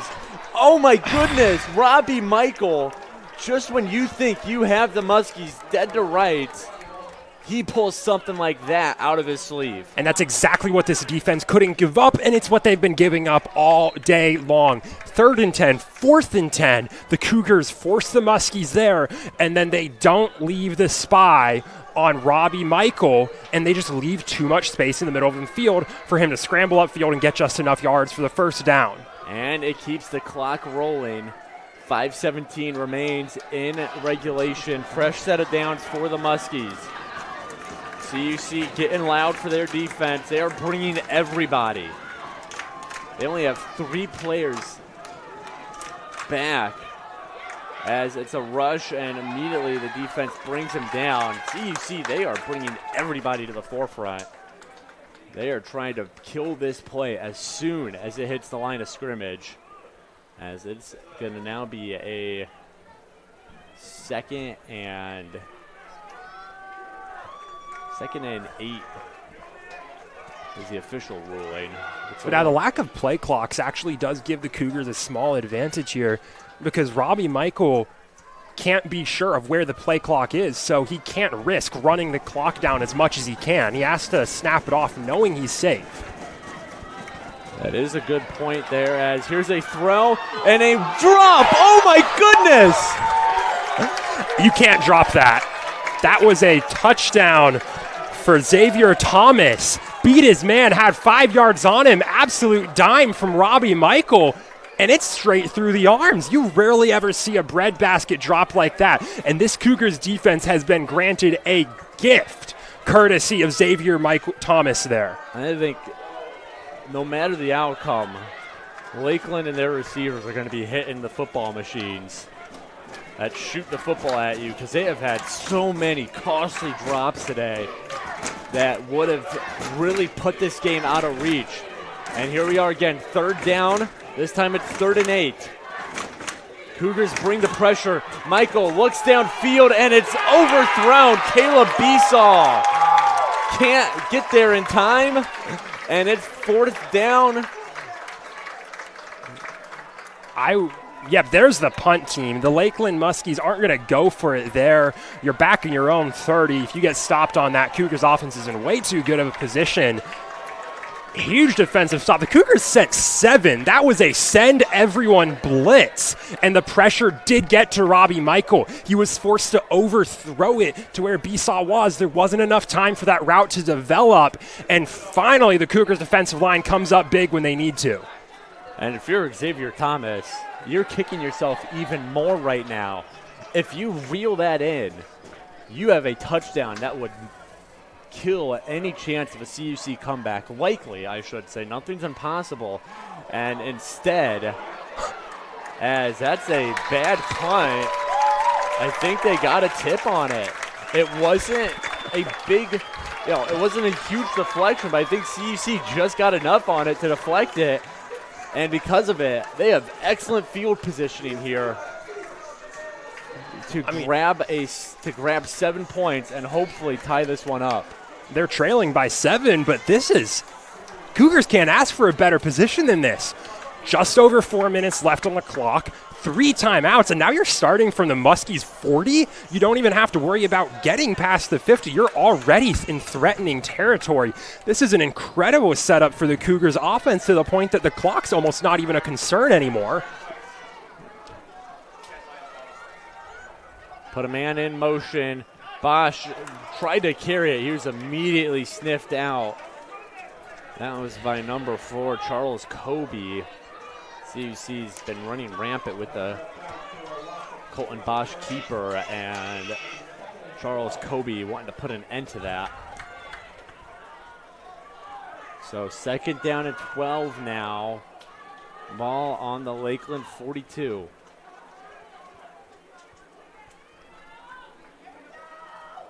Jace Levi moves to the other side. Bosch dropping back, dumps it. Joran Brown, can he do it again? Joran Brown will not get much. A yard is the official gain. And now CUC 3rd and 11. It's 4th down territory for the Cougars. They're going for the 4th if they don't get it on this 3rd, which means the approach to this 3rd isn't going to be a boom or bust. It's going to be, let's go for a chunk play. If it falls short, fine, at least we have a more manageable 4th down. No one in the backfield except for Colton Bosch. 3 receivers to his left, 2 to his right. The snap, Bosch looking, and he has to get rid of it. He's looking for Henry Jones, who reels it in and tumbles into the end zone. Touchdown, Cougars! And this is the Henry Jones legacy quarter. 2 massive plays for Henry Jones. He has beat this secondary. His hands are secure, and the Cougars, 3 plays and another touchdown with plenty of time left on the clock, almost too much time left on the clock. Well, we can talk about that in a second because that is a good point that I was thinking about. But for Henry Jones, I guess apologies are due because we talked about earlier, his hands maybe weren't where you wanted them to be. And since then, Henry Jones is putting our feet in our mouths and saying, all right, I'm just going to score 2 clutch touchdowns and give my team a chance to tie this up if the PAT is good. CUC calls the timeout, though. And honestly, this timeout is probably just to let the team settle themselves because they're so amped up from that touchdown.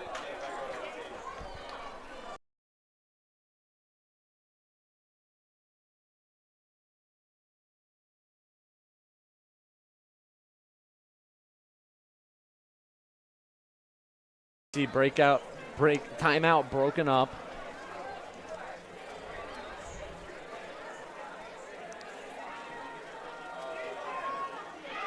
Well, this is some guts from the Cougars. They're going for it. Oh, man. Talk about a decision for a first-year head coach in Chase Levi. He says, I want all the marbles. Cougars convert. They're up by 1. They don't convert. They are down by 1 with 2:43 left to go. They're 2 for 2 on 2-point conversions so far. Can they make it a third? Colton Bosch looking. He's got a wide open man, and they take the lead. Woo! Again, the secondary breaking down on the 2-point conversion for this Lakeland defense. Nobody covering. Making the grab is Joran Brown. And now we'll have a chance to see the touchdown again before we talk about the 2-point conversion. But again, going back to the 2-point conversion, going back to the touchdown, Henry Jones. We mentioned we mentioned his hands earlier in the broadcast, and since then, he's done nothing but put up a huge touchdown over the shoulder grab, able to stay on his feet just long enough to fall over the goal line and get his squad within 1 point, and then the 2-point conversion. I mean, wow. Again, the you-know-what to call that 2-point conversion in your 3rd game as head coach of this squad. And it was a gutsy call, and it works out. But again, if you're Chase Hankins, Lakeland has really struggled to guard those 2-point conversions all day. And because of it, that might have influenced them a little of, all right, I like our chances. And again, Joran Brown left wide open. I mean, Colton Bosch barely put any steam on that ball, and he was able to loft it there to Joran Brown. And so it is a 1-point CUC lead. 2:43 left to go here in regulation. Kick here from it's a lower kick. Rivers will return it. Hassan Rivers is a dangerous return man. He won't get much on this as he's still on his feet. They haven't blown it dead yet. Hassan Rivers somehow able to stay on his feet long enough to get to the 33, 32-yard line. And I think we're getting back to where we were last week. CUC leads with 2:32 by 1. Lakeland a chance to go down the field and ice this game. with a field goal or a touchdown. And the way game-winning field goals have gone lately here at CUC, dating back to last year's Eureka game, I think the touchdown's the preferred selection here for Lakeland. 2:32 left to go. Lakeland might be the last drive of the day, and here goes Robbie Michaels. CUC brings him down. Good gain. But obviously, if you're CUC, as soon as Robbie Michael takes off, you're worried that he's going to take off, and I mean really take off downfield.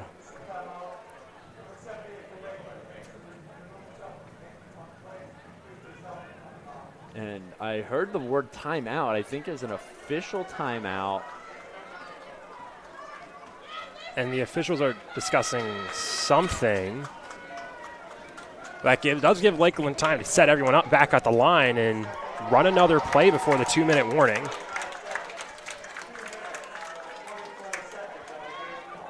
And they just put 9 more seconds on the play clock. That could be huge. Again, I don't know what the official, maybe it was something with the game clock, excuse me. Either way, 2:18 left to go here in regulation. That pass is deflected and almost picked off. CUC not able to get there for the pickoff. Closest player was Jamari Jackson, but good job by the defensive line just to bat that ball down. The offensive line doing nothing there. I don't think anyone got blocked on that play. 4 men bearing down on Robbie Michael. Wasn't a gap for him to throw through. He tried to throw a bullet. Not the kind of pass you're going to make when you have 4 men right in your face. 2:13 left to go here in regulation. It's now 3rd and 5 for Lakeland. They're in 4th down territory. They got to go for it. As here's Michael. Michael's going to take off and he's going to throw it. And it is caught. Jatron Beverly. He's going to take it to the house, and Lakeland is going to take another lead.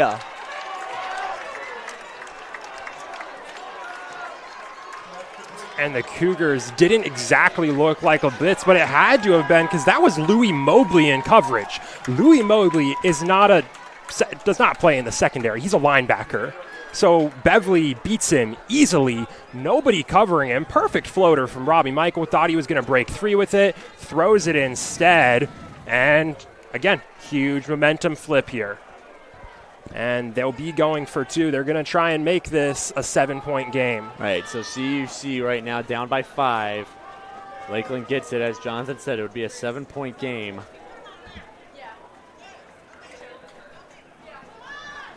As of now, if Lakeland doesn't convert, CUC, they score.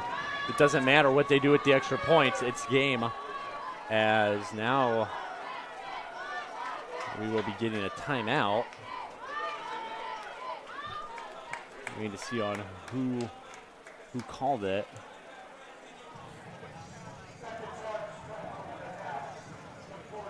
Concordia calling it, so they're down to 1 timeout. I mean, obviously they saw something they didn't like with the formation to stop the 2-point conversion. But still, you're going to need all the help you can get. You do have the 2-minute warning, but that might be negated by the kickoff. The CUC takes 3 seconds or longer for the kickoff, then you're at or past the 2-minute warning, so that won't matter. So you are down to 1 official timeout, maybe the 2-minute warning, depending on what happens with the kickoff. You've given up the timeout for your 2-minute drill. You're down to just 1, so it's a textbook 2-minute drill. Can't stop the clock with any timeouts, have to do it on the field. And if they do stop the 2-point conversion here, then that timeout pays off because a touchdown would give you the lead no matter what. But if Lakeland still scores on the 2-point conversion, then that timeout, a bit more costly for CUC. Again, as of now, any CUC touchdown, extra point notwithstanding, will give them a lead. Lakeland trying to make it that CUC can only tie the game with a typical 7-point touchdown and would need to go for another 2-pointer to win. And Michael throw, and it is batted down by his own receiver. Caleb Besaw only got a hand on it. And so CUC, they just need to cross the goal line to take the lead. And that one, you're going to have to give the credit to Marvin Rushing. He got into the backfield, and he forced the bad pass from Robbie Michael. Robbie Michael had to put it at that spot because Marvin Rushing had the hands up. That was the only place that Michael could put it to avoid the pass getting swatted down. Great rush into the backfield from Marvin Rushing. And now the timeout does pay off for the Cougars. Cougar fans, we are less than a month away from our Cougar Classic golf outing. Figure I'll bring the tension down a little bit here. There's still time to register and join CUC alumni, fans, and family for a fun day on the course. Head to cucougars.com/Cougar Classic to learn more and sign up your group of 4, and we will see you all on October 11th. All right, now that that's out of the way, hopefully everyone's calmed down a little bit because we are in another last-minute thriller here in River Forest. CUC has 2:03 to cross the goal line. They're down by 5, so they just need those 6 points that come from a touchdown. They have one timeout to play with, and depending on how this kickoff goes, they might have the 2-minute warning. And if you're... Well, I don't know. I mean, you on one hand, you might say just try not to return it unless you absolutely have to. Like if the ball rolls to the 5-yard line, obviously you got to do something with it there. But obviously the dream scenario is you don't return this one and just let that clock stay at 2:03 so you get that 2-minute warning timeout. We'll see what Foster does here on the kick, and it's going to be a low-line drive, and the Cougars are going to let this one bounce into the end zone. That is a huge break for CUC. They will start at their own 25, and they will have a 2-minute warning. They can get one play off before that. They'll get a timeout there, and then they will get their own timeout, which they have one of left. So this first play of the drive is going to be a play where you're perfectly content with the player going down in bounds because the clock will stop immediately after it no matter what. So you might see them try and let Jerron Brown attempt to break off a big run, or you'll see a pass right up the middle that we've seen Colton Bosch love to connect with players like Jace Levi on. Colton Bosch is out there with Jerron Brown in the backfield. 3 receivers to his left. Devin Bledsoe, the lone receiver, to his right. We haven't seen anything out of Bledsoe yet today. He's been targeted 4 times. As, like you said, Jonathan, Cougars will rush this ball, keep it in bounds, and the clock will stop anyways for the 2-minute warning. 1:55 left to go in regulation. Gain of roughly 5 for Brown on the rush. And now it's game time for CUC. 1:55 to go in the game. One timeout to play with for Chase Hankins. So when you look at how much time CUC has left on the clock, we talked about perhaps the Cougars leaving too much time left on the clock for Lakeland after their last touchdown. Now the same goes for Lakeland. They're grateful that they got the break to break off that big touchdown play on the 3rd down. But did they leave too much time on the clock? This is where the Cougars need to take advantage of that. Textbook 2-minute drill for CUC. You're going to run this in practice every single week. Now you've got to make it pay off in game time. So the offense is ready to go. Lakeland's defense working their way out. The referees breaking up from the water break. The hot one here in Concordia, here in River Forest, I should say. About 88 degrees temperature-wise. These two teams, they've been sweating it out all day long. They got a little more sweating to do. 1:55 left to go. The fans have some sweating to do, too. 1:55, Lakeland trying to hold on to a 5-point lead. CUC trying to make it another last-minute comeback for the second time in as many weeks. No one in the backfield with Bosch. Cougars are going downfield.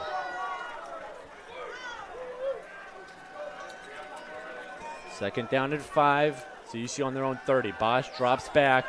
Good protection there from his line as he just has to get rid of this one. His line tried to give him as much help as possible, but by the end, Evan Soto and Kenyon Peoples were charging in as now we see Soto go down. We saw him go down earlier And now the Cougars get a free timeout. Yeah, they'll have another. It was an incomplete pass, so, clock was stopped anyways, but still, you have another chance to kind of talk things over while Soto gets treated again. Well, CUC's got a big one coming up in 1 week. They travel to Aurora University. Always one of the toughest games on the schedule with a Don Beebe-led Aurora squad who is about as dominant as they come, as they just beat St. Norbert today 49-0. St. Norbert, another talented squad. And that was a very early season top-heavy NAC matchup. These are the two teams that were predicted to finish 1 and 2 in the NAC conference. St. Norbert predicted to finish behind Aurora, and Aurora goes out there today and says that gap's not that close. 49-0, big win. Yeah, I'm sure even as head coach of the Cougars, Chase Hankins will tell you, he was an assistant coach at Aurora before coming to CUC to be the OC.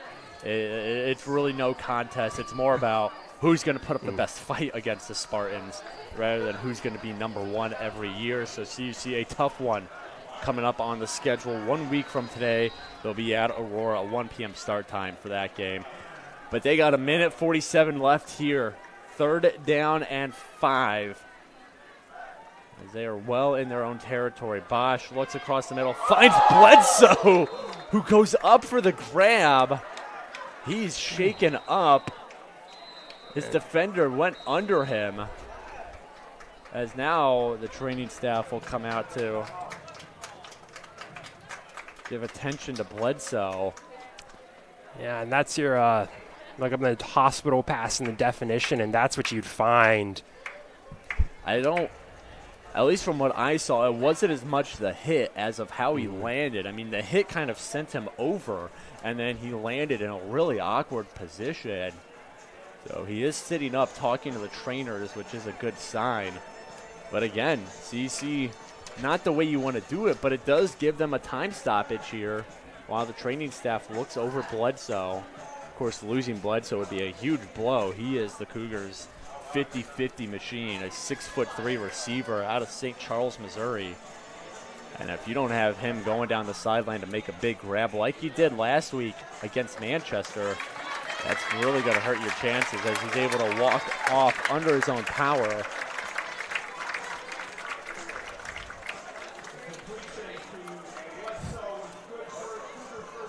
So Devin Bledsoe will be treated off the sideline by the training staff as the Cougars do have a fresh set of downs to play with. They're on their own 36, 1:41 as the referee says to start the clock. And here comes the throw from Bosch. Bosch looks and he finds an open man right in the middle of everything. And it is Jace Levi. And this Lakeland defense clearly playing prevent. They're playing zone. They're leaving those gaps in the middle of the field. But with how much time is left on the clock and the Cougars having a timeout, they'll take that 15-yard gain every time it opens up. As the referee blowing his whistle now, Cougars were set, ready to go. As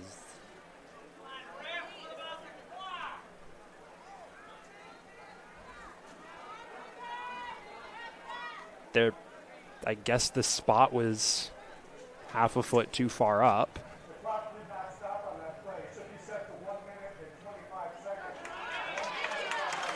And so it's another clock reset, 1:25. So CUC getting 6 seconds back. They're going to take it.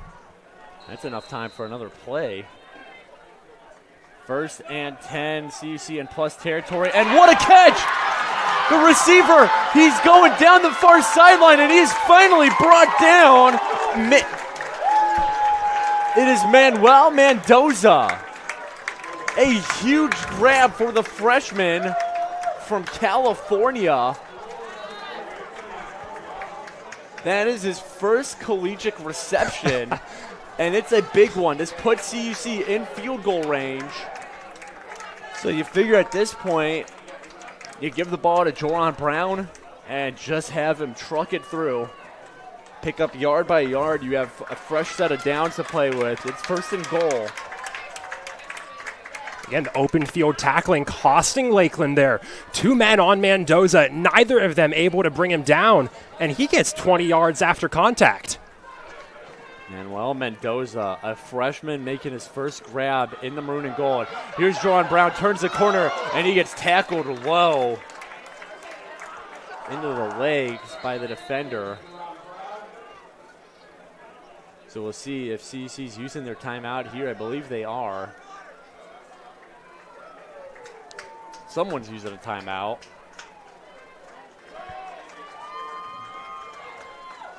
Obviously, Lakeland.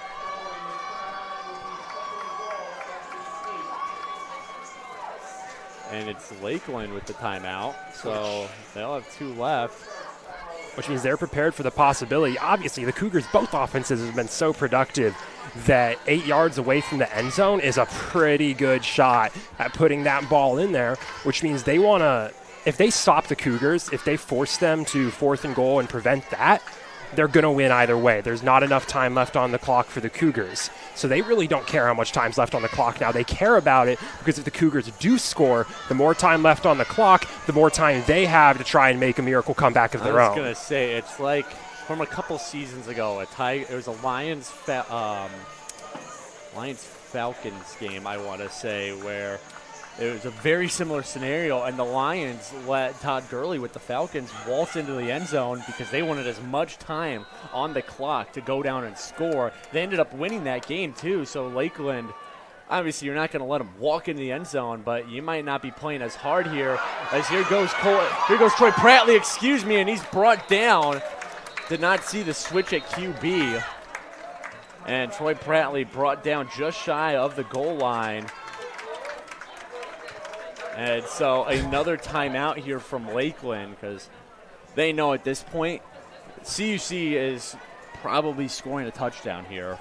I mean, look how far they are, 2 yards. That's how far you're out on a 2-point conversion, which is where the Cougars have been incredibly effective today in the passing game. That negates the fact that if the Cougars get a 1-yard gain here, that opens up the door for the tush push, which has also been remarkably effective for the Cougars. The deck is stacked in the Cougars' favor right now. Now, if you are Lakeland, you do also know, hey, a field goal won't cut it. Like, CUC has to score a touchdown here, so it's probably going to be a combination of let's actually try to get the stop so we can, keep them off the board and win the game, and also we got to be conscious of how much time's left on the clock, too, because there's a very real chance CUC scoring this ball. They have 2 downs to get it done. 3rd down and goal from the 2. Colton Bosch is back in at QB.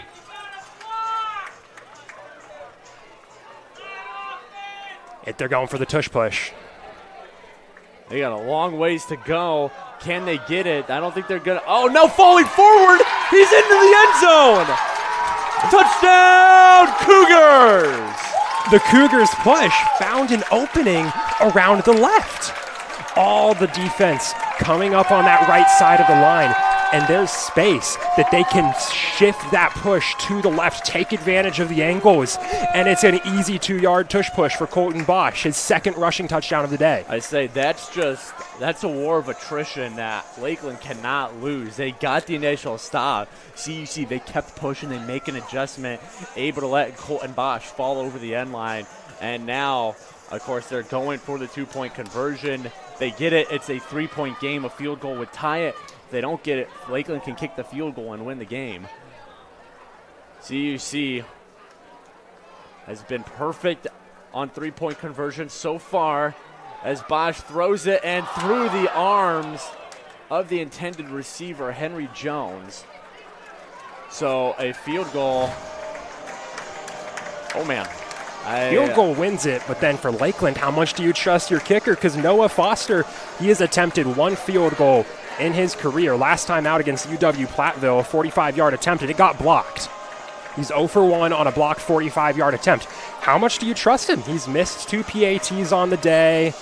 Well, not to interrupt, but I think the question isn't how much do you trust him, it's how much do you trust the people in front of him. Because the 2 PATs were both blocked. And yes, I know kicker has an effect on that too in terms of not getting it up enough, but you've had 2 PATs blocked on the day. Like, it's not even just how much do you trust Foster, it's how much do you trust the people in front of him to keep a CUC special team who's been playing really well today from getting a paw on that ball. Well, Lakeland's going to have 52.9 seconds and a timeout to find out the answer. A field goal would win it. As for CUC's defense, they're going to need one more stop here. For Lakeland's offense, they have a couple big play touchdowns. The difference being on those big play touchdowns, outside of the free play, they took advantage of the Cougars sending extra men into the backfield, sending an extra pass rush. The Cougars now know that they can't give up a big play, so they're not really going to send extra men. They're going to leave the safeties back. They're not going to let Lakeland get big gains. They're not going to take that risk. So Lakeland doesn't have that card in their deck anymore. And the kickoff is misplayed by the return man, and now he's brought down before the 15-yard line.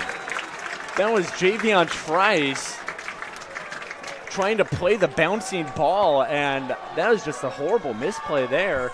And because of it, he's made life so much harder on his offense. So this is going to be the Robbie Michaels show. How many pass plays can he create here? Because those 5-10-yard scramble gains aren't going to cut it. You don't have enough time to make those work. But the thing is that Lakeland's had those openings for a big shot downfield.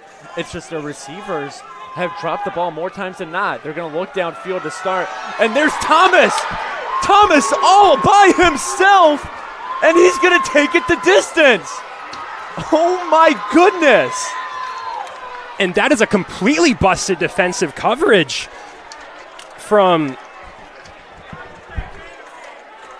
Christopher Watson. That's completely unacceptable from the defensive standpoint, just letting Thomas run by him. There were more defenders in the secondary than there were receivers, and Xavier Thomas got 5 yards of separation because Watson just let him waltz on by, and that is a massive momentum swing favor Muskies now. Like I said, the Muskies have had plays like that all day. It's just been a question of can the receiver make the grab? And Xavier Thomas has been a victim of that, of not being able to reel in the catch. But he reels in the most important catch of the game so far. We keep saying that. We keep saying, oh, this is it. This is the clutch play. And every time the offense, the other team's offense comes back on the field, they somehow prove us wrong. So 66-61 ball game here in River Forest. The Muskies up by 5. They go again, like we saw last time they scored. They go for 2 here, and they get it. It'll be a 7-point game. If they miss the 2-point conversion or only go for 1, CUC can take the lead with a touchdown and a PAT. So Lakeland will be sending out their offense, Robbie Michael. We have seen how dangerous he is all day. See what he can do here and what you would think is the last time he's going to touch the football today. As he's going to roll out, keeping himself, CC. And this throw is caught by Besaw. Was he out of bounds? They're saying he was in. There were flags.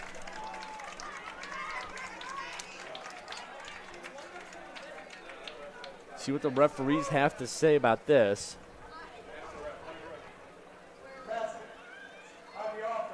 Pass interference on the offense. Whoa. So CUC gets a second chance here on the 2-point conversion. And 5 yards further back now. So they send the offense back out again. Again, there's no point in kicking a field goal. Kicking a PAT, excuse me.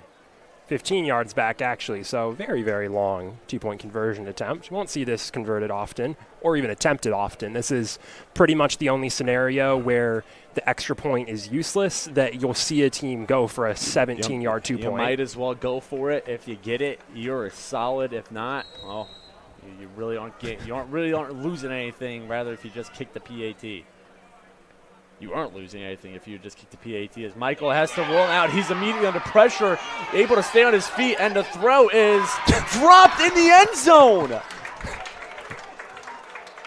Oh my goodness! I don't know if Lakeland's equipment manager dipped the gloves in butter before the game or what, but another drop by Lakeland. This time it is Jeremy Kobe. And that one's less costly, but man, again, Robbie Michael has had so many highlight reel plays today that have been wiped out by drops. That another one. You would have seen the miraculous 17-yard two-point conversion, and it's dropped. Again, less costly. Muskies still have a 5-point lead, so it doesn't hurt too much. I mean, the Cougars are still very much in a hole they need to dig out of, but you give up the big play, you're now losing with even less time on the clock. Yeah, in the scorebook, officially only 4 drops for Lakeland. Like, I don't know if that'll count as a drop since it was on the conversion and not a normal play. And I don't believe conversion stats count towards your normal stats. They don't. So, but only 4 official drops. It's felt like a lot more than that. And maybe it's just because of the severity of them. These have been big drops that would be touchdowns or big gains for his receivers. And like you said, obviously, you know, the quarterback isn't going to say anything because he doesn't want to throw his teammates under the bus. That's for the wide receiver coach to do. But if you're Robbie Michael, you got to be feeling like, guys, I'd be having one of the greatest games this conference has ever seen. And if we could secure some of these balls that I'm putting in the numbers. And hang on, I don't know what happened here making the grab. Was Jaden Pointer, the CUC return man, and I think he just stepped in the end zone, so it's considered a touchback. Which fair is catch. I believe is a fair catch called. So you take the 25, solid starting position. That one almost ended up in the end zone itself, almost ended up, honestly, out of bounds. I'm surprised he played it to begin with, but oh well, that's in the past. 34 seconds CUC has to go downfield. They have one timeout to do it. So this is just going to be shot after shot after shot downfield. Because there's your empty backfield, 4 right, 1 left. You're going deep. You're sending the deep play threats. Lakeland has their 4 defensive linemen up front. That is it. Everyone else is back to prevent anything catastrophic. And what a catch there. Did he reel it in? He did. That was Mendoza. It doesn't help out CUC a ton. The clock will stop while they reset the yard markers. So CUC basically moves up 10-ish yards as now the clock starts again. Bosch, and you'll find Mendoza again. Mendoza's brought down. And now CUC's got to use the timeout. I guess the plan was just work it to the sideline, get as much yardage as you could get before you called the timeout, because I mean, you got 16 seconds. You got to go downfield, but you're gonna have time for maybe 2 plays if it's a complete play. If you know a receiver catches it at the Lakeland 30. You're going to have less than 16 seconds to rush up, snap, and now they do pause the clock to move the yard markers, so you have some leeway there, but still, you got to keep moving. So CUC, it's going to be tough. And just look how deep this secondary for Lakeland is playing. They're playing the high safety. Yeah, Leroy Coleman is on their own 39. The football is on CUC's 44.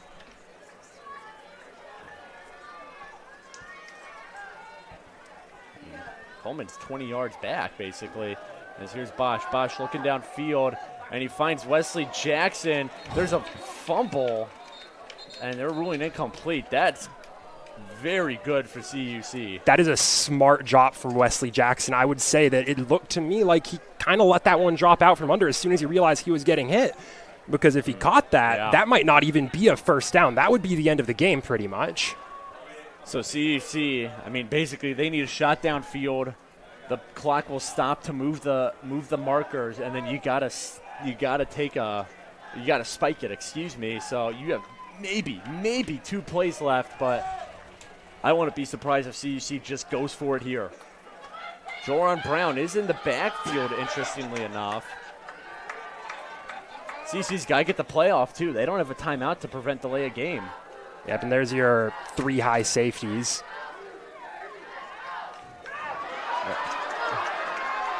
And again, another completion brought down. And that's a freshman mistake from Manuel Mendoza. He had the first. They're going to need to snap it and spike it immediately. The play is still going. The buzzer rang as Colton Bosch is going to loft it downfield, and it is picked off, and that'll seal the deal. Justin McMahon clinches the game for Lakeland. Wow. Back-to-back thrillers here in River Forest.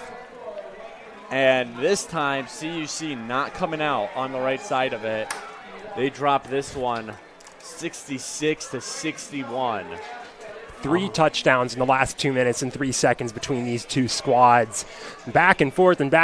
Just when you think it's over, the next team pulls off a massive play to put them back in it. And it's Lakeland who gets enough of those massive plays, takes advantage of those CUC mistakes to come out on top in a high-scoring matchup. 66-61, 127 combined. You'll rarely ever see that hit, especially not in as much of a thriller as this. Look at the 70-plus year history between these two teams. This is going down as one of those classics. Yeah, what a thriller from start to end for these two squads. Let's look over some of the stat sheets before we try to break this one down. Passing-wise, Robbie Michael, 17 for 36. That's 47 completion rate. A 335-yard game for him, 4 touchdowns on top of it. Robbie Michael also 18 rushes for 204 yards and 3 touchdowns. So you are looking at 539 yards of total offense for Robbie Michael, as well as 7 touchdowns. For CUC passing-wise, Colton Bosch, 21 for 36, 403 yards, 5 touchdowns and an interception. The interception was the last-second Hail Mary, so you're kind of okay with that one.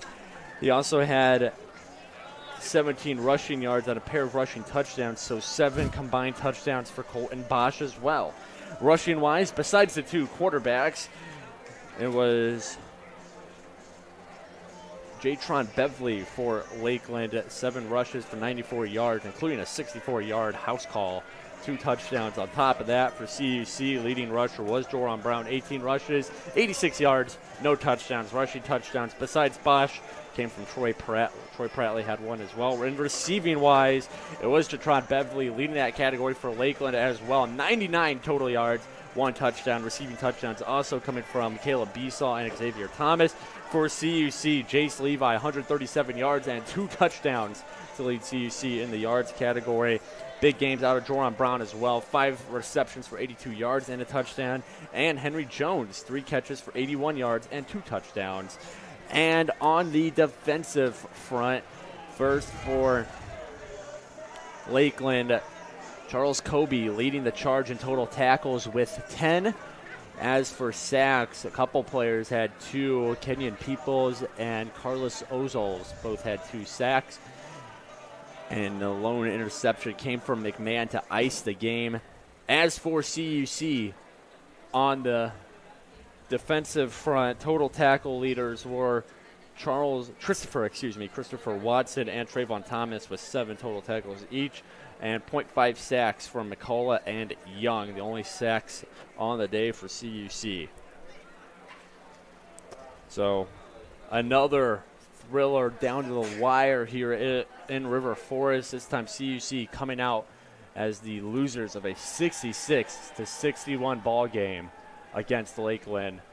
Jonathan, let's try to get your closing thoughts here as we get ready for the CUC to prepare for Aurora next week. If today showed anything, it's to show that now that they have some more experience under their belt, this offense is not going to be the problem for the Cougars. Best game of quarterback Colton Bosch's life. No non-Hail Mary pick sixes, 7 total touchdowns, 5 through the air, 400 yards passing.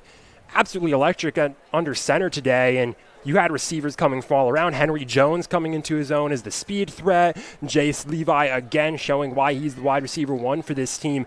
The offense was not the problem for the Cougars.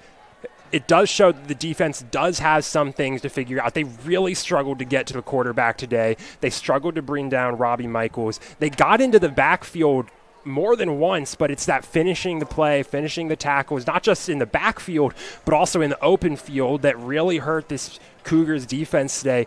That's going to be really a focus coming up against a nationally ranked Aurora team this next week on the road. Obviously keep the offense working strong, but what can we do to improve on this defense to allow our offense to keep us in this game? Well, that'll do it from River Forest this Saturday afternoon. I want to say thanks to everybody making this production possible. Our spotters for the day on the stat side were Tyler Dorsch and David Dimeling. Eric Perry working participation. Cameras, Sasha Gonzalez and Grace King. Our producers for the day, Abby Kulig and Alan Mateo. Saba Miller down field level taking photos. And once again, our former assistant sports information director, Sydney Palaska-Slaughter, making a return to help out with the stats. And we are under the current direction of our graduate assistant, Sydney Lloyd, our assistant sports information director, Corey Welch, and our sports information director, Kaylin McLeod. And Jonathan Shear joining me on the call all afternoon. One more time, CUC falls to the Lakeland Muskies 66-61 in an absolute shootout here in River Forest. The Cougars, they fall to 1-2 on the year, while Lakeland, they improve to 1-1, 1-0 in conference play. CUC 0-1 in conference play. Cougars back at it in 1 week, a 1 p.m. game at Aurora University. Coverage for that game can be found on our website, cucougars.com. But until next time, this is Peter Borkowski, sign off of the Cougar Sports Network, and wanting to say, as always, go Cougs.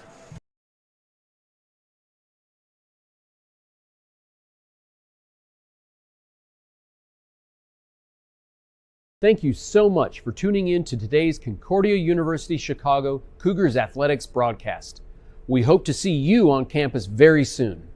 If you would like to learn more about what Concordia Chicago has to offer, go to cuchicago.edu.